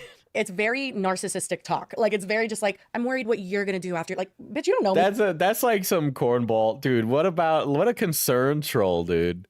This is like those motherfuckers who were talking about Eugenia Cooney needing to eat food. Meanwhile, they're constantly dogging on how skinny she is. Like, that's the kind of energy that this is bringing. Go away. Like, what the fuck? This is just so, like, condescending. I hate it. Oh, get ready, because it continues. I believe you are not going to take the news well that you were wrong. And my proof is... Dude, this lawyer actually is quite the poster. Holy shit. That you're playing Twister in the mud. Like, literally, what do you mean I was wrong? You have no proof that she was wrong. You're just saying a bunch of words. Then get ready. This is the... We're still talking about the women with the car seat situation. Yes, this is her attorney. The mic drop she ends this paragraph with. If you have not composed yourself yet and are still spiraling, please stop reading here and make sure that you have someone from your support network that you trust. Hold on, I'm gonna read this in a better voice. All right, I'm reading this, chat. He's coming out. All right. Well, Miss Kitty. I hope this email finds you well and centered in a rational state of mind. I am Lauren, the Mortician's federal and civil attorney, and I am in receipt to your email below. The proper preferred way to address me in communications is Miss Braun. You and I, we're not on a first name basis. Attorney Braun, that would also suffice. You proclaim to be a demon, playing a game of chess against me while I'm playing checkers. I'm not playing games. No, I don't do that. Say that I don't play games, JD. He doesn't play games. I don't play games. None of this is a game, and it's clear you have no respect for the judicial process. However, you're not playing a game of chess. Your actions, they make it undeniable that you're playing a game of Twister. Twister in the mud. I recommend you stop playing all games. I recommend that you stop playing all games and give the situation that you have caused the respect it deserves. You also claim, in so many words, do demon things in the very near future.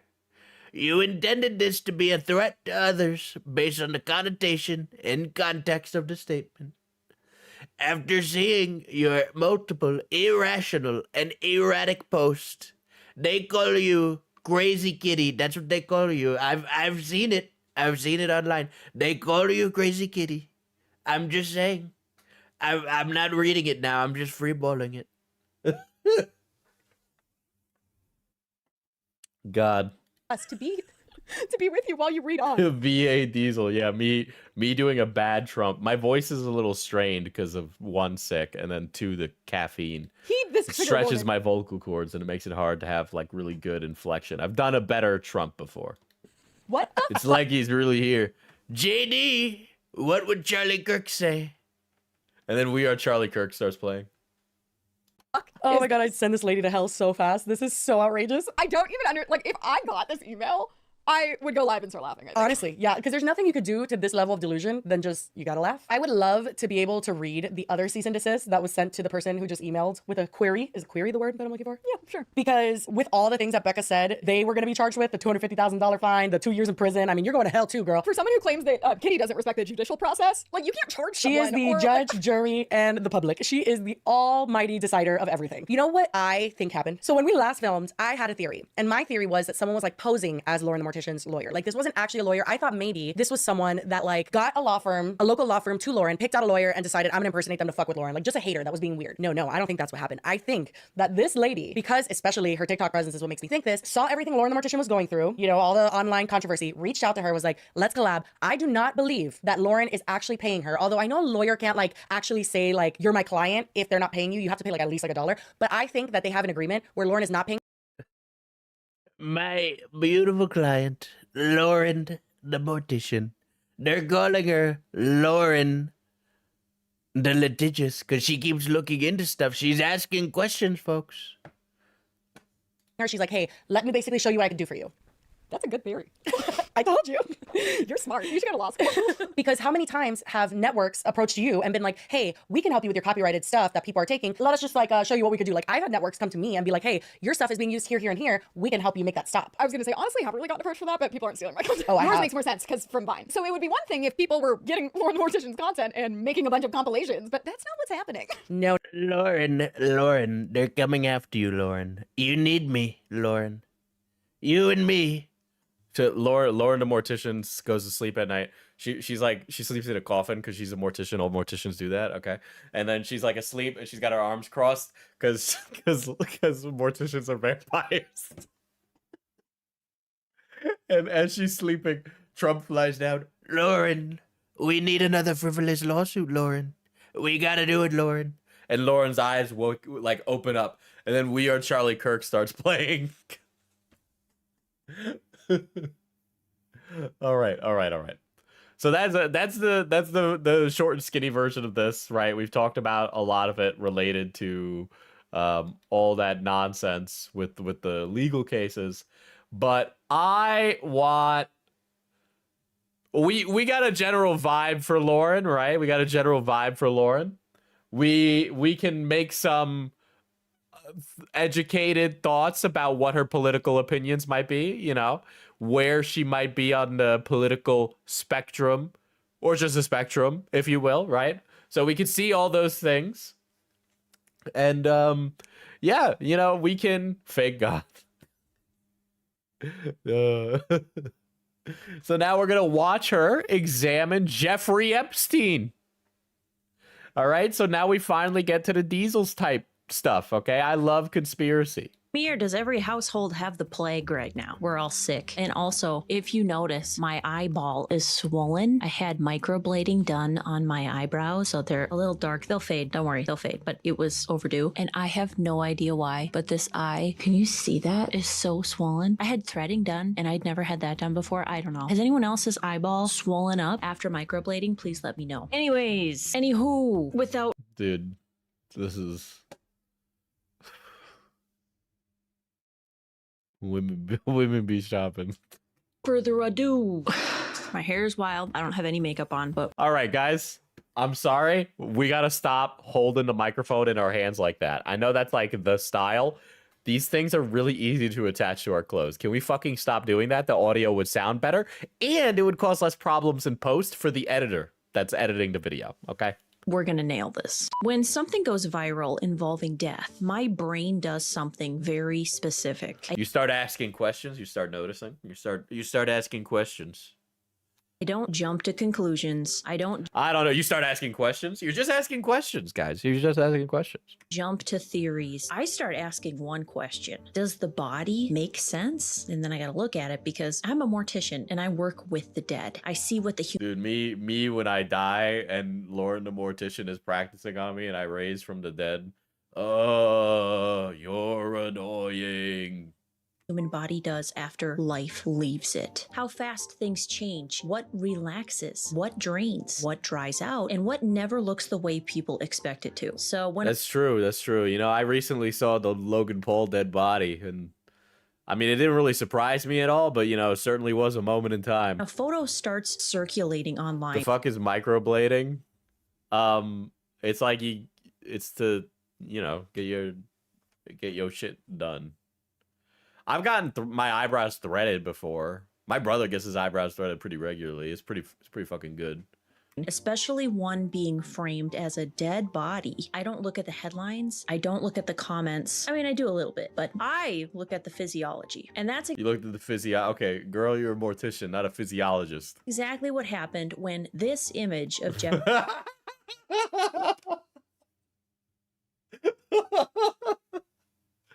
KJ, are you in the chat? Can I get an idea on whether or not that's AI or not? Jeffrey Epstein started making the rounds. There's been a lot of renewed attention on the Epstein case lately. Documents, files, rediscussions. He's not. People relitigating everything. He's watching a movie. Okay, he can watch a movie. That's already been talked about to death. No pun intended. I'm not here to re-explain who Jeffrey Epstein was. If you're watching this, you already probably know. And if you don't, that's not the point of today either. What is the point is this photo. Is this what is the okay? What is I want to know what the theory of everything here is, right? Because it's never just asking questions. So there's a lot of fake stuff that's come out about Mr. Epstein, okay? A lot of fake stuff.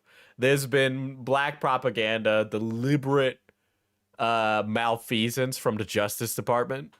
Donald Trump's Justice Department. Pam Bondi should be indicted and probably should be put on trial. But like the idea is that there's like a cover up, right? And I think we're in agreement. There's a cover up. There seems to be a cabal of pedophiles that are extremely powerful. That's true. Now, who those people are is what is the question, okay? I don't care if that photo of Jeffrey Epstein is real or fake. The questions that we should be asking aren't about that photo. The questions that I'm asking are who were the people that were receiving services from Jeffrey Epstein? Who were the clients? Who were the men and women, mainly men, that received services via Jeffrey Epstein and Ghislaine Maxwell that resulted in the international trafficking of women and children? Okay, I want to know that. I don't give a shit about this. Image has been shared by major media outlets, picked up by TikTok on some crazy conversation. He was threads FaceTiming Pookie and fell asleep, bro. over on X and dropped into the conversation. This is, you know, I'm sorry. Biggest tell for me is when somebody just calls it X, okay? It's fucking Twitter, okay? It's Twitter. I know it's X, formerly Twitter, okay? People who aren't grokified call it Twitter. As if it represents death. And people started tagging me. I love when they do that. Not because they wanted to gossip, but because something about it felt off. Yeah, we're gonna talk. I wonder how, like, I feel like if you, Lauren, saw AI dead people, I think you would struggle these days. Maybe not. But I am a photographer, and I didn't even know that some of those Maduro photos were fake. About that, because I think it's weird too. It's Twitter, aka X, the everything app. Did you know that X is also the name? So Elon Musk, before he joined the PayPal mafia, was producing a payment processor called X. And he wanted to make an everything app called X back in the day. But PayPal was outbeating them, and so they combined together. And so that's why X was gone. He's constantly wanted to have X. So anyways, welcome back to Morbid Monday, where we don't just talk about death, we talk about what the body actually does after it. And today, we're putting the death science lens on a photo that the internet cannot stop arguing about. Because it's just another Morbid Monday. Dude, I follow this Epstein stuff like I'm like driving to work, you know, la la la la la, Diesel going to work. Okay, time to listen to the pedophile story. Wish it was Friday. I need more lyrics. Dude, fucking elder millennial. Had nothing. Hannah, oh my God, my brain is just fucking fried. Morbid Monday. Morbid Monday. What if I blew up and I blew up on stream, but you all thought it was the funniest thing? What if that happened? What if that happened on a Morbid Monday? What if it would be the funniest bit if I just boom? Cue the intro. Wow, wow, wow, wow, wow. Girl, it's been 2 minutes and 35 seconds. Get on to the fucking video.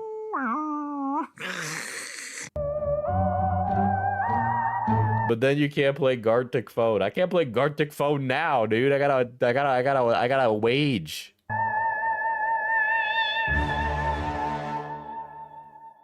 Here's what we're going to do. First, I'm going to show you from a mortuary science standpoint why this photo does In this stream, Diesel yelling at women. not show a deceased body. Not opinion. Maybe he's sleeping, bro. Not conspiracy. Anatomy. Physiology. I don't. You listen, lady. You did like 8 videos on Charlie Kirk. Okay. I saw that guy die in like 5 different angles. And what the body actually does after death. Then, once we establish that, we're going to talk about the part that really doesn't sit right with me. Blow up like views or by farting? No, I mean by intercontinental ballistic missile. It's a little opinionated, but we're going to go there. Why does this photo exist Dude, it kind of looks like Jeffrey Epstein got a little bit of coke on his nose. at all? Why is this image now resurfacing? And why does it feel like it creates more confusion than clarity? What kind of I don't really understand. The guy's dead. What confusion is it causing?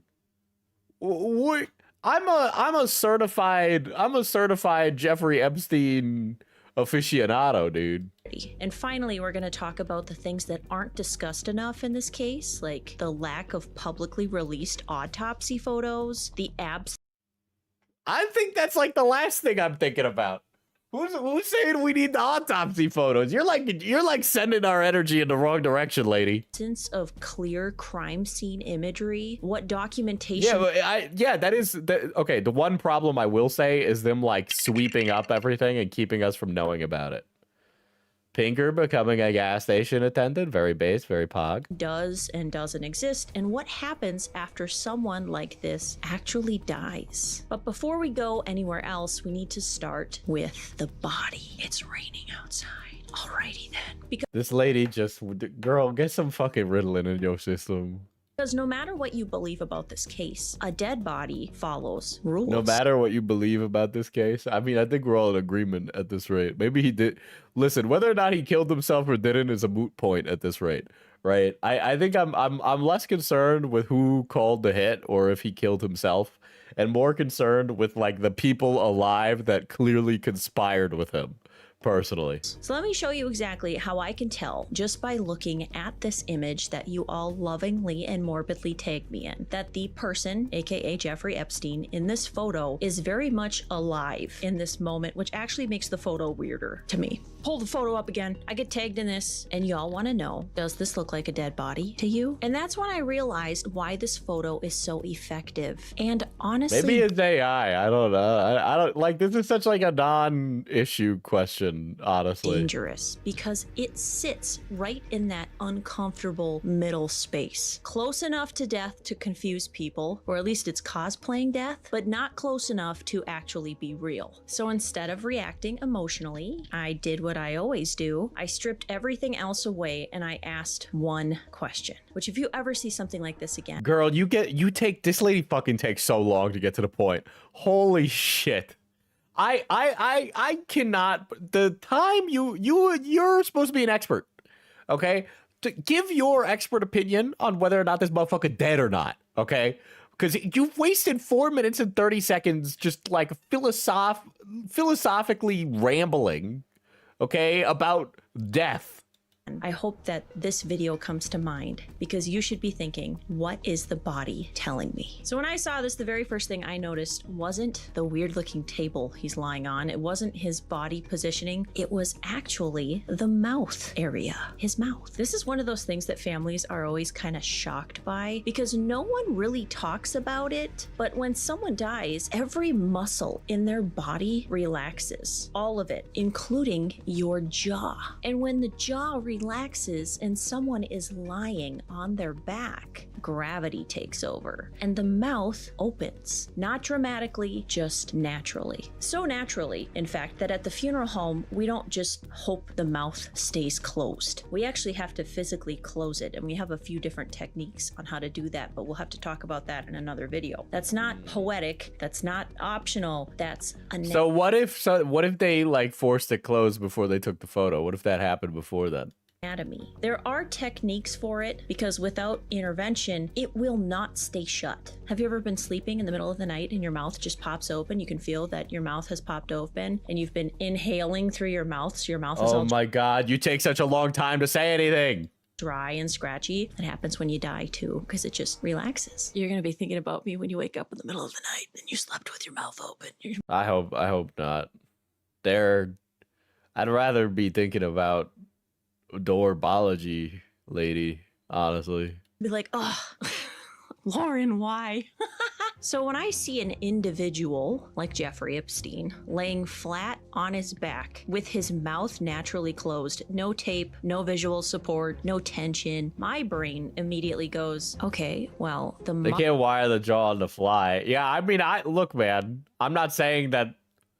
Who the fuck knows what happened? Okay, I don't think most Epstein watchers are. This isn't the big question that they're muscle asking. tone is still there, and muscle tone does not exist in a deceased individual. And this is one of those little details. I know it's little, but it's a big detail, and people don't realize that because movies, when you watch movies and they suddenly pass away, movies lie to us. Television lies to us. Dead people on screen always look peaceful, mouth closed, perfect, calm. I always think of Snow White. She looked beautiful, right? Her mouth is just perfectly closed, but that's not reality. Reality. Oh my God. Is gravity. Reality God, the actual lack of commentary she's adding to this Epstein photo is insane, because every single point that she makes is completely inundated with pointless filibustering to increase the length of the video. It's actually insane. Relaxation. Reality is the body doing exactly what physics tells it to do. So right out the gate, before I even look at anything else, that closed. Holy shit, bitch. Get past this point. Oh my God. Oh my God.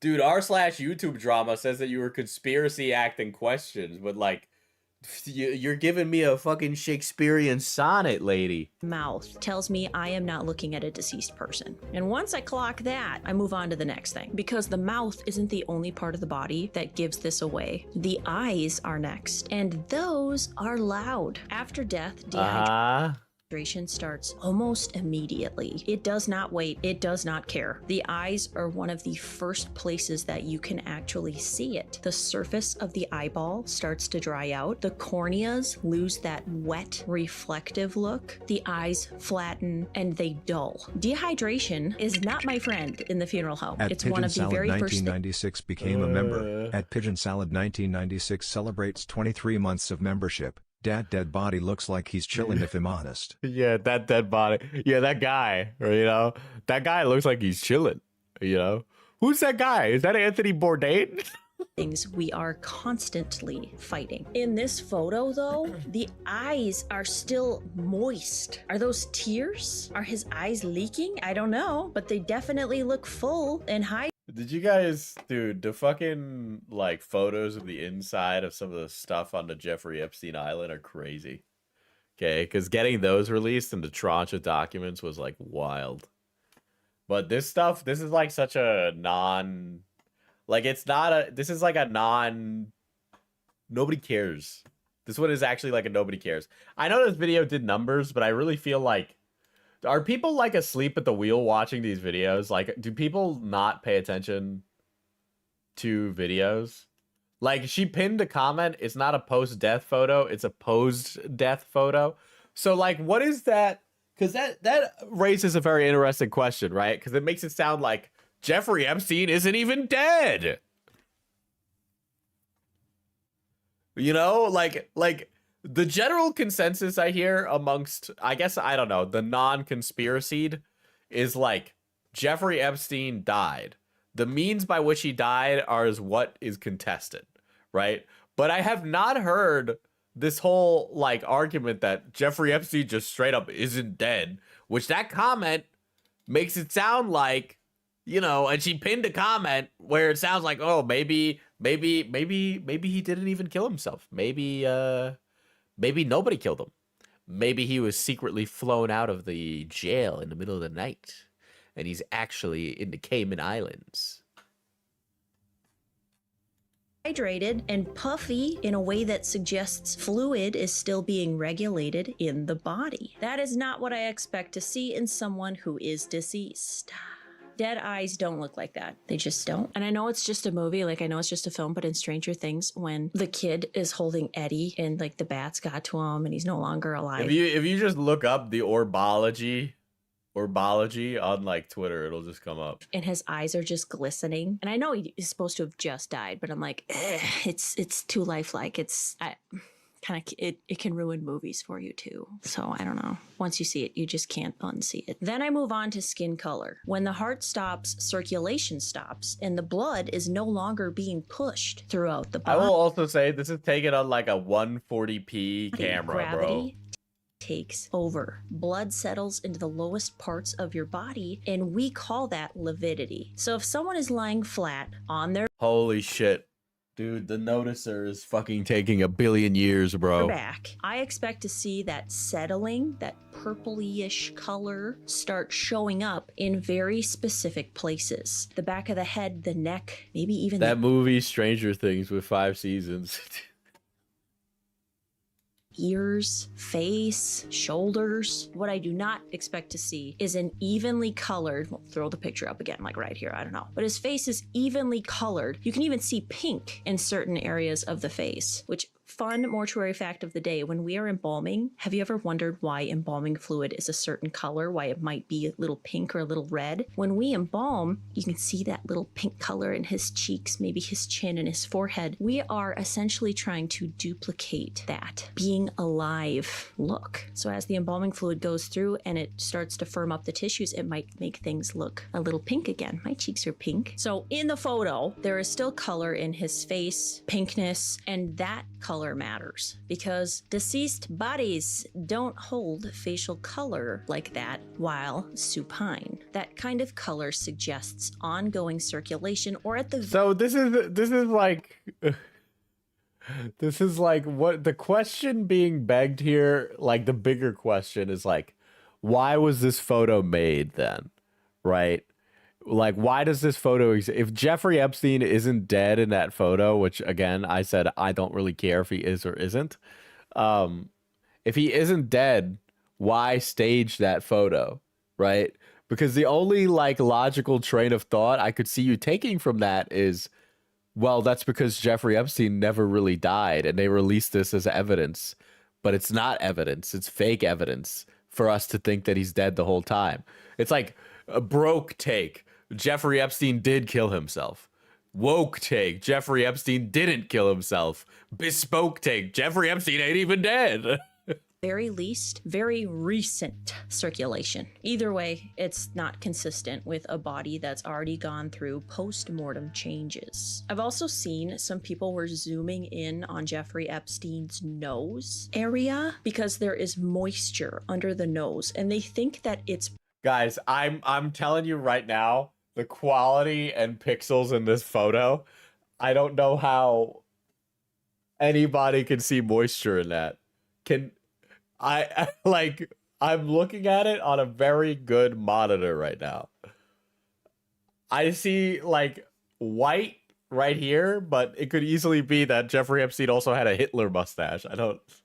purge coming out of the nose. This looks like It's like countering people who think the moon landing was fake by telling them the moon landing isn't even real. purge, they say. But it doesn't. True post-mortem purge is heavier, can be darker, and purge follows gravity, usually. Purge is another nightmare term. Not a good day if you've got that going on. But clear moisture around the nose is incredibly common in living or recently treated patients. Oxygen.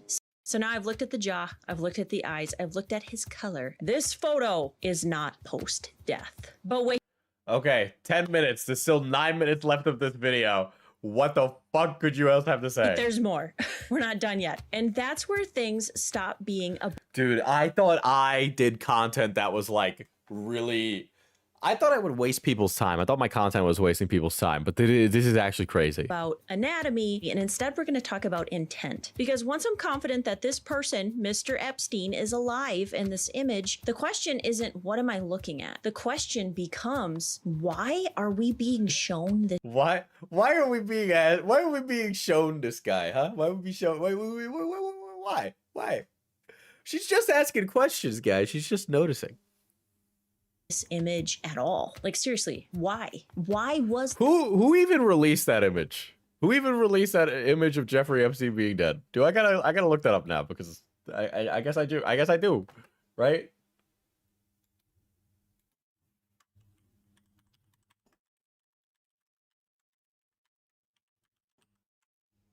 Starting to believe you're making us watch this as a...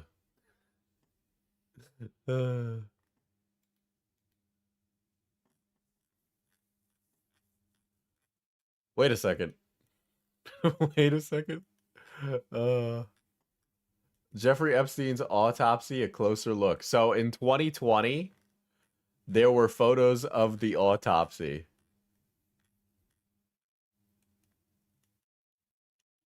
Let's see. So I'll save that article. We'll go over that because they do show photos of Jeffrey Epstein in this, and I feel that these are a lot more credible.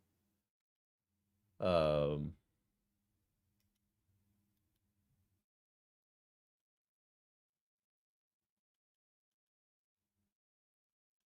mistakes photo of very much alive Epstein taken on.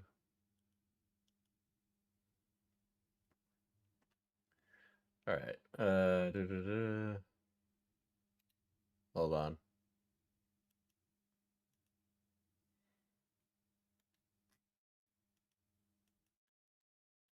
See page 27. Okay.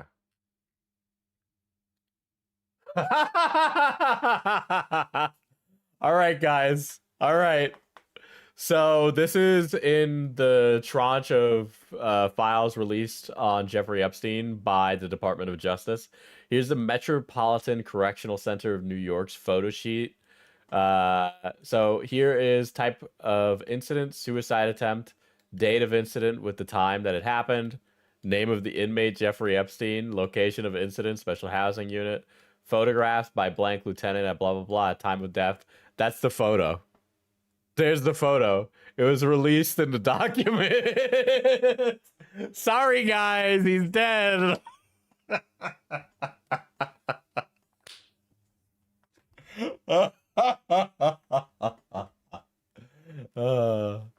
This is the official DOJ release of documentation regarding the autopsy. Okay, here's another one. Special housing unit, right? There's more. There's a lot of copies in here, damn. Photos of his fingers. This is all photocopied, which is why it looks like shit, by the way.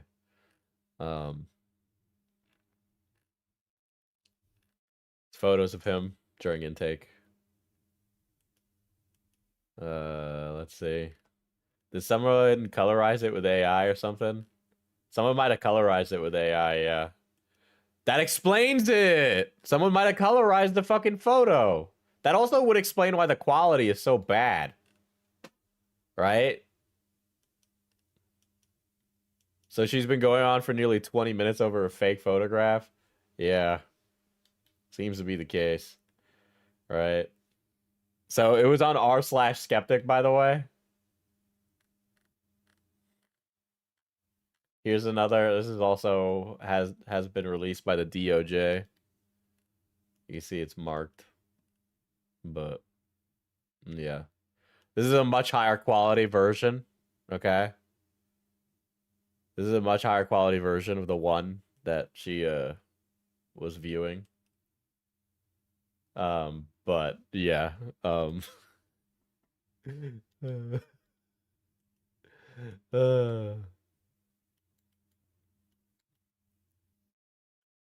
God.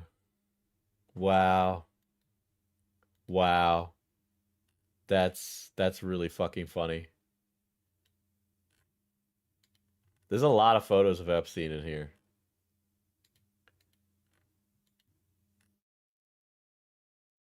Hold on. We'll here. All right, Department of Justice. On July 23rd at approximately 1:27 a.m. while working in the special housing unit, myself and SO heard a noise coming from cell 124. Upon arrival of Epstein's cellmate was at the door stating Epstein had attempted to hang himself.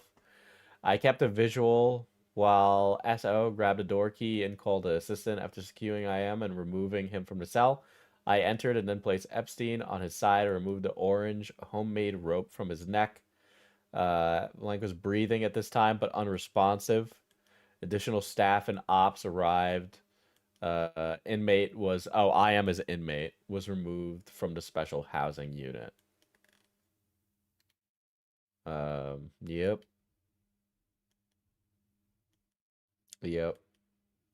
Yep. So the photo, well, the photo that she's looking at seems to have been altered but taken from the document, right? Because it's like a really bad rip of the photo. Oop, my light died. Like, if we look at the photo in her video, and I'll pull it up again right now.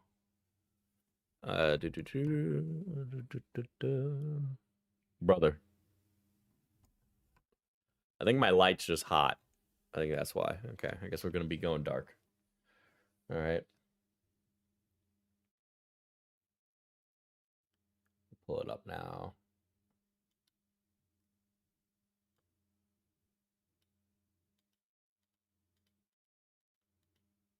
Yeah, why is the quality of the photo she's looking at so bad? Like, this is a really poor quality version of it, right? Like, this is really low quality. But then this is super high quality. Why is the what? Dude, this was like 2 seconds. Why? Why? Why is it so different? It's like 2 different photos. So what if these photos were taken while he was unresponsive? And that's why. Because the officer mentioned he was unresponsive. I'm not gonna make any like general, I'm not gonna make any concrete assumptions, obviously, but like it seems like she's kind of talking at her ass at that rate, right? That's crazy.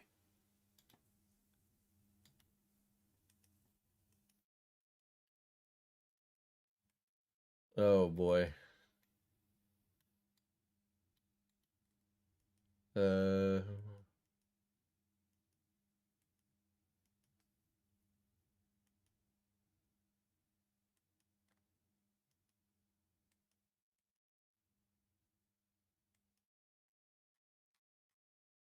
Hold on. I'm looking at r/skeptic.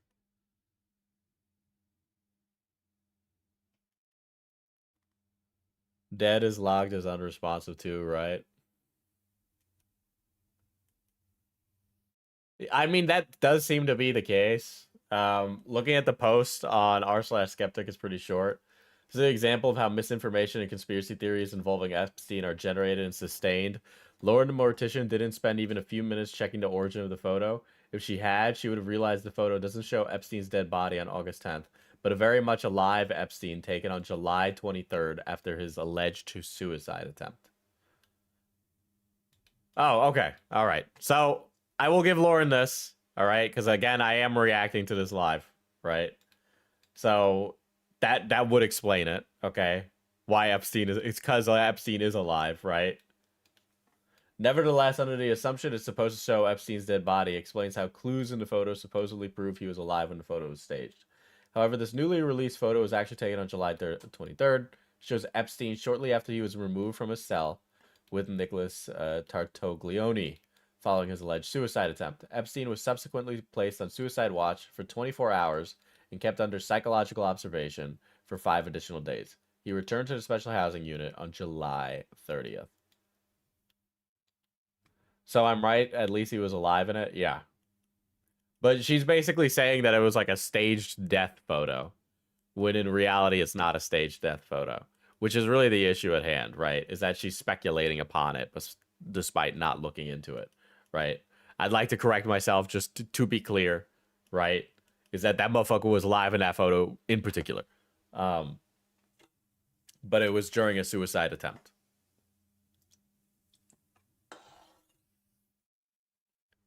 But not a good look, Lauren, either way. All right. I can correct myself in live time because it's live. I'm just picturing Janet using that as the linchpin in her lawsuit. So I'm like getting ahead of it now by very clearly stating that I have just read this now in this instance. All right. And just because she was right that he is alive does not make it okay that she was basically concocting this entire story around it.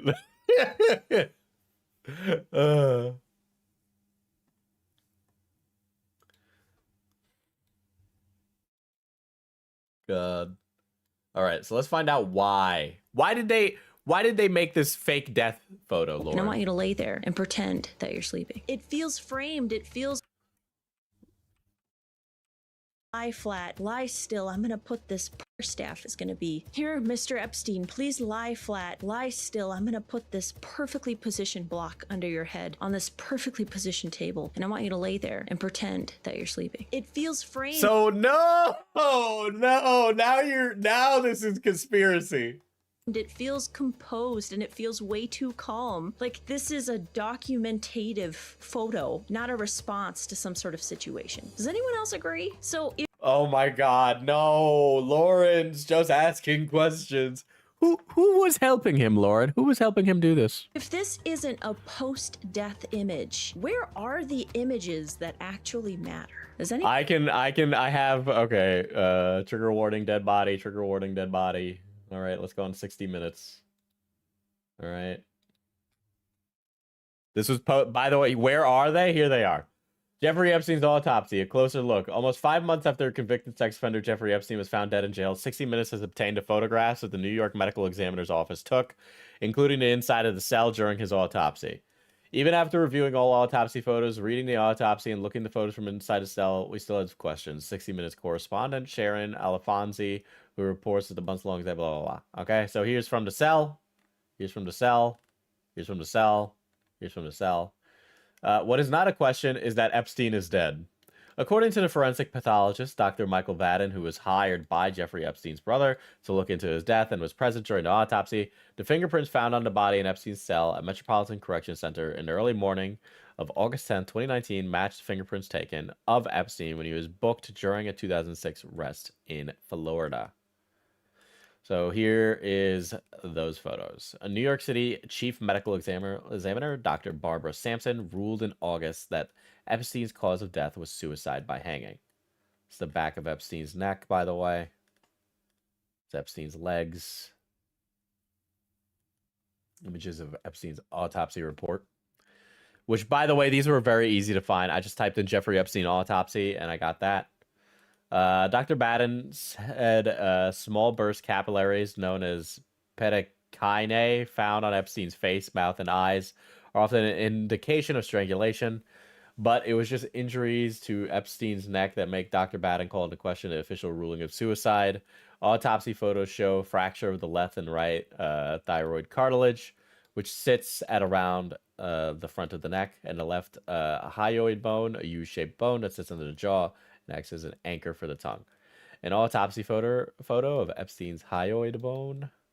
I've never seen 3 fractures like this in a suicidal hanging. Dr. Baden tells Afonso on the broadcast. He added, going over the thousands of jail hangings, suicides in New York State prisons over the past 40 to 50 years, no one had 3 fractures. So those are photos. These are there's plenty of photos given the post-death Jeffrey Epstein autopsies. Sure, I mean, could we have more? Could we have more? Absolutely. I think there's more, but I have to watch it on Paramount Plus. Okay, which is annoying. There's Jeffrey Epstein's toe tag. All right. She's asking, like, this entire thing only exists because she didn't look anything up. Anyone wondering that? Because we've seen famous autopsy photos before. Michael Jackson, Kurt Cobain, JFK. So why not this case? Why not this one? Are you fucking kidding me? Are you fucking kidding me? Are you fucking kidding me? This lady got nearly 1 million views, and this is just wrong. What she's saying is just wrong. We didn't get autopsy photos of Jeffrey Epstein. We didn't get clear crime scene images. We got Guys, what did we just look at? Are you kidding me? a written report. And again,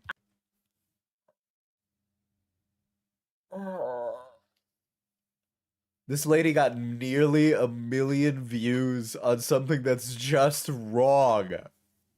I'm not saying the report is fake. I'm saying we're being asked to accept a conclusion without the same Guys, she's just asking questions. level of visual documentation we've seen in other cases. And don't just hand me this weird. Okay, so for the person who watched Lauren the Mortician, you can unsubscribe now. photo instead. That's not transparency. Nothing about this is transparent. It actually leads to more confusion. Wouldn't you say? Wouldn't you agree? And this is where Oh my god. I need to tell you something. While it's pouring rain outside, can you hear that? Because this whole situation isn't theoretical for me. I have been on a death call inside of a prison before. It's wild to even talk about, but we had a guy whose cellmate took his life. And here I am, little old mortuary student me, loading up my silver Chrysler minivan with my cot. So I roll up, I get to the prison, and they don't take me through the front. I had to go through some special side entrance. They have an officer walk all the way out and around my van with this long mirror, like a stick, and it had a mirror at the end. So Yeah. Yeah, she sounds like every conspiracy theorist I've heard of. There's no proof. Shows literal mountain of proof. See, no proof. like checking underneath my van. Then I can't believe I didn't look, man. I didn't as I was unraveling that thread and exploring the where that Epstein photo came from, I did not expect that it would be so cut and dry, when I got inside, they had to search me. My cot got searched, my equipment, everything is searched. That was new. And they had locked all of the inmates back into their cells. So when I got there, it was super quiet. Like nobody was out and around because they were all locked away. And I will So what's this have to do with Jeffrey Epstein? When are you gonna loop this back around? just never forget movement. One up top and one on the bottom. One man above the other. One is crouched down a little, one's a little higher because they are looking out these. They want to watch me go all the way up to the cyber. Documentation, over. She wanted images of his back. Documentation. If you What do you, dude? You see those Justice Department papers? They got pictures of his back, of his toes, of everything from that suicide attempt. get what I'm saying. And that experience is why I know without question that these photos exist. They're real. They're out there. Yeah, because we just looked at them. Still locked away in this file that maybe we'll have access to one day. Girl, go through the files. Go through the files, girl. What are you doing? We got thousands of pages. And I guess that's why it floors me that we're given almost nothing here. Like you think Guys, are you fucking kidding me? I think the government would just want to clear up all the conspiracies and be like, hey guys, here's everything. Yeah, I'm sure the government would really love to clear up all the conspiracies. You know, we only got like probably a pedophile as the commander-in-chief, but you know, whatever. We know that you like having your tin hats on, but you know, hey, moving along, nothing to see here. Well, what do you, dude? He's literally doing. Listen, guys, that Epstein guy. We're moving on from that. I've kidnapped Maduro. This is it. I guess not. All right, so let's shift a little bit and talk about what actually happens after someone like this dies. And when I say someone like this, I don't mean a celebrity, because Jeffrey Epstein wasn't famous. He was connected. I don't know, man. There was that Epstein MTV video.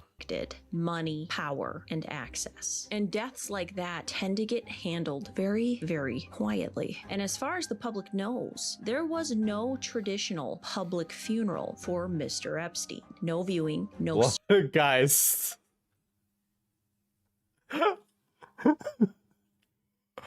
Guys, going to the funeral of Jeffrey Epstein. Me and my homies going to the Epstein funeral, not to be a fan of him or pay our respects, but to pack watch him. Service and no coverage. He was buried, not cremated, in an unmarked grave near his family.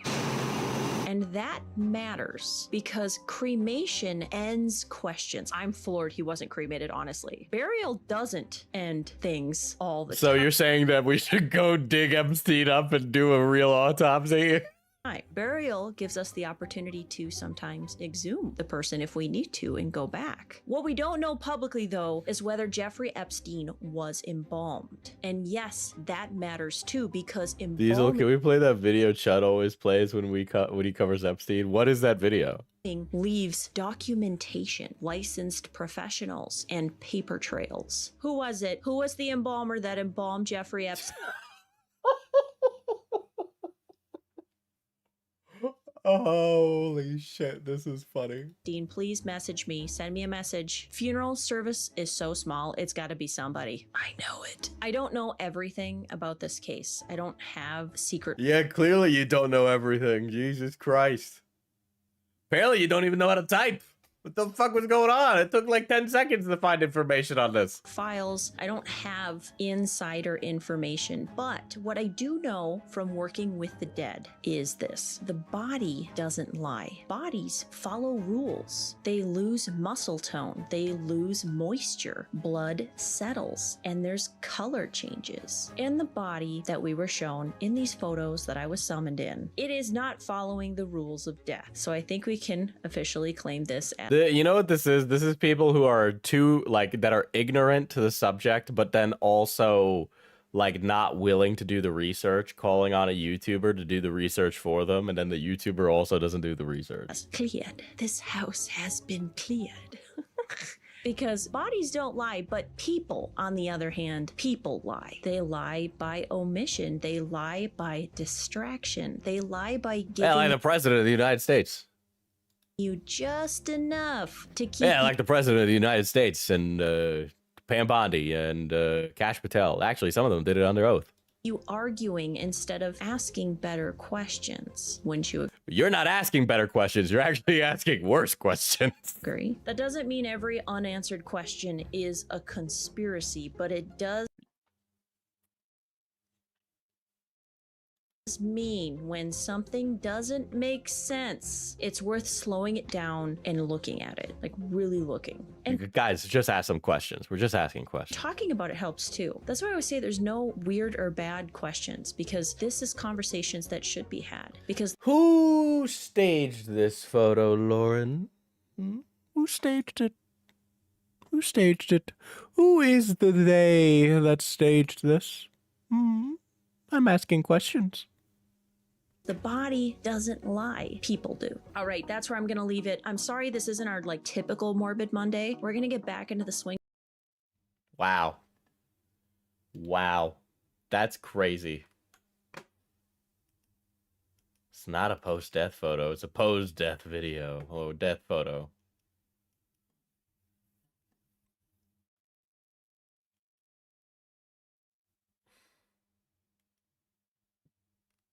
And it's just people being like, God. Fuck. Dude, what's with all these nurses being like, you're so right, sister. I'm getting a little worried about the nursing profession, dude.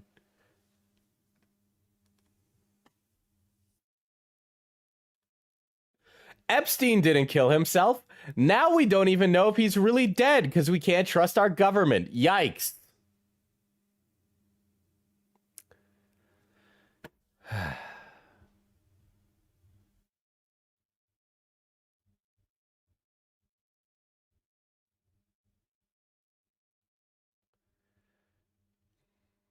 Nearly 1 million views. Nearly 1 million views.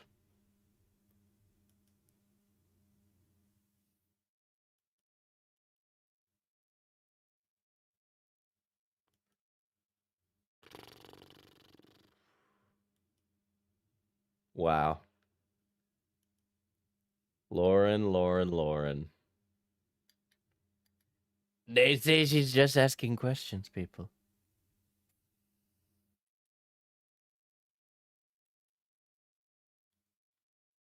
Oh boy.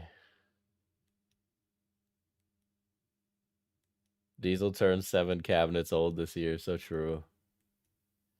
I'm actually like floored.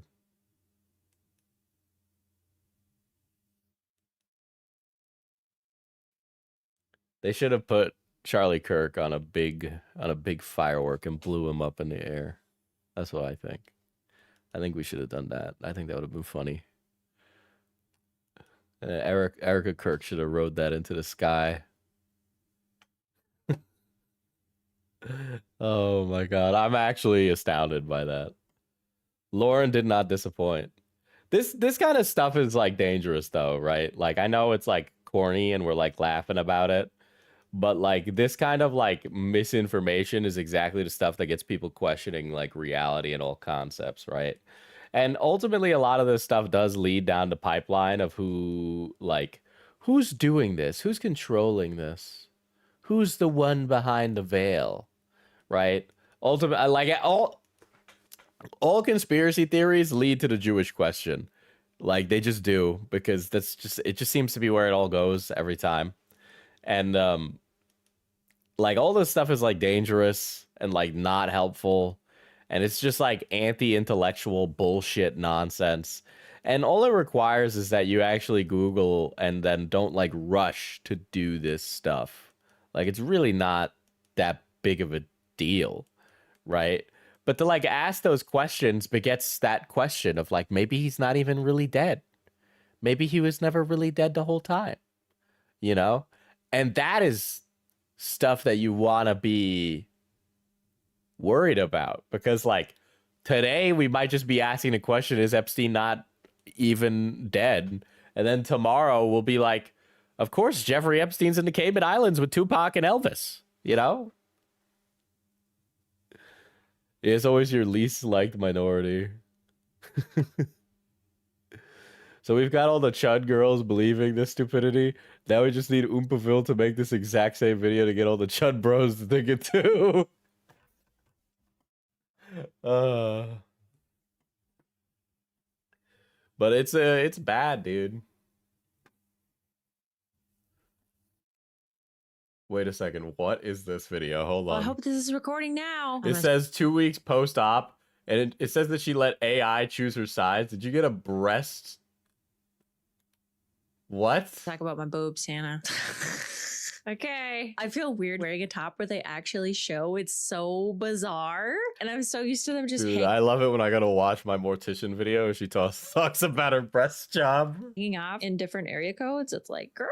Okay, anyways. Is this on? So I did something and I'm just gonna say it. I let AI pick the size of the girls. I let AI.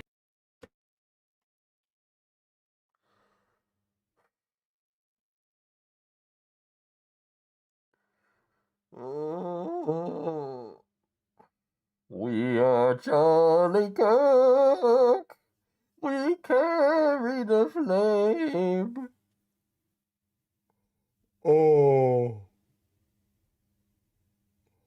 Oh, brother.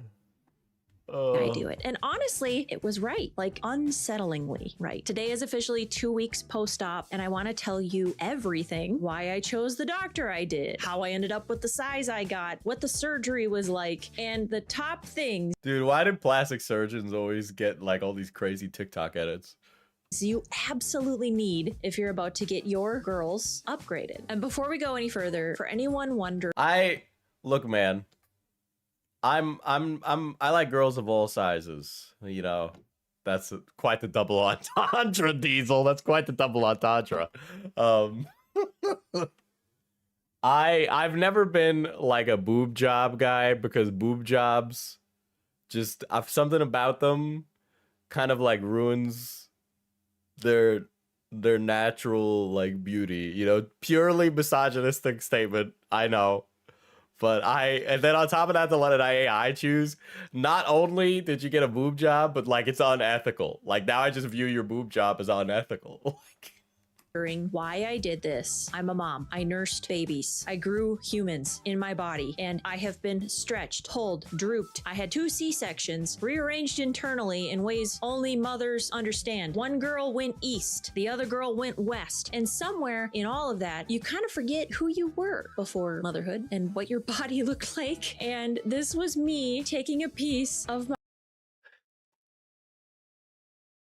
Oh, okay, but the man with too many car seats in his house is an untrustworthy source. myself back, and I feel so good. Word of warning, if anyone in chat is thinking of getting a BBL, it is very deadly and you could die. Word of warning, if you get the BBL, don't let ChatGPT choose the size of your BBL. do. So back to the beginning. Now that that's handled, when it came time to get my tatas done, there was zero question of who I was going to go back to. 2 years ago, I went to Miami Life Cosmetic Center in my Dude, what is with Florida, brother? She looks like iDubbbz. that you're never going to see. It's going to fade away into nothing like it never even happened. It's going to heal beautifully. I can't wait. So yes, the girls and the tummy got a refresh. Okay, surgery day. So going in this I wonder, I have a statement. She's pretty, how old is she? Is she feeling insecure these days? Are you feeling insecure, Lauren, the mortician? It's okay. We all get old eventually. You need to reconcile with that and realize that one day the wrinkles will claim you too. It's gonna happen. I'll tell you right now, even men struggle with it. They don't want to go bald. No, no, no. Men, sometimes their penis don't work and they keep buying things from China. I know men that it's happened to. They need to reconcile with it and move on with their lives. No, no, no. It's okay. You just need to move on. You need to be comfortable with yourself. And it's true. It's true. You're at a point in your life where you're not comfortable with yourself. Lauren is 32 by famous birthdays. That is not, I don't believe that for a fucking second. well, I hope this is recording. You're telling me she's 32, brother? I'm being hella sexist, but I think I'm entitled, okay? Cuz she does not look 32. All right. Congratulations on her top surgery. We support our trans morticians.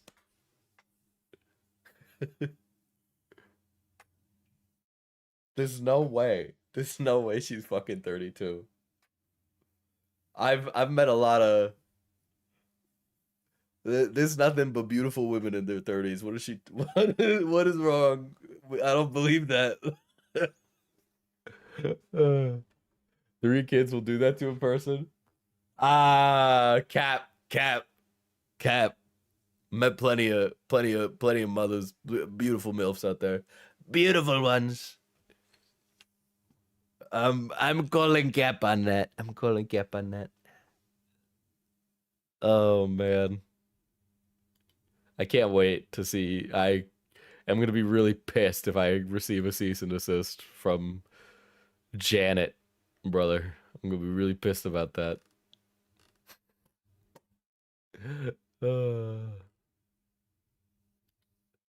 That's crazy. I can't believe that. Oh my god. I thought she was like 40 and I'm still calling that. Yeah, I thought she was like 40. I thought she was like 40. I don't know, man.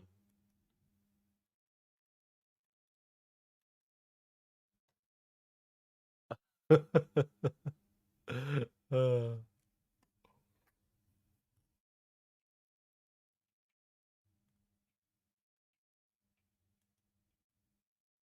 Found a TikTok. She says she's 30 in 2023.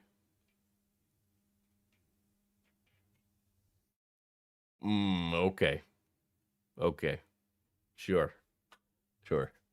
Listen, man, I got gray hairs on my head. And when they go gray, I'm just gonna live with it. Okay. When I go bald, well, it'll be a rough day for me because I got long hair. And there'll be no way for Beckett to pull my hair back when he fucks me, but you know, we'll make do, you know. Oh my god. That's crazy. Damn, all right. Oh shit. Just get a weave if you need one, Diesel. I am not getting a weave. I might get my edges did, but that's it. All right. Maybe I'll get my edges did. All right, get the fuck out of here.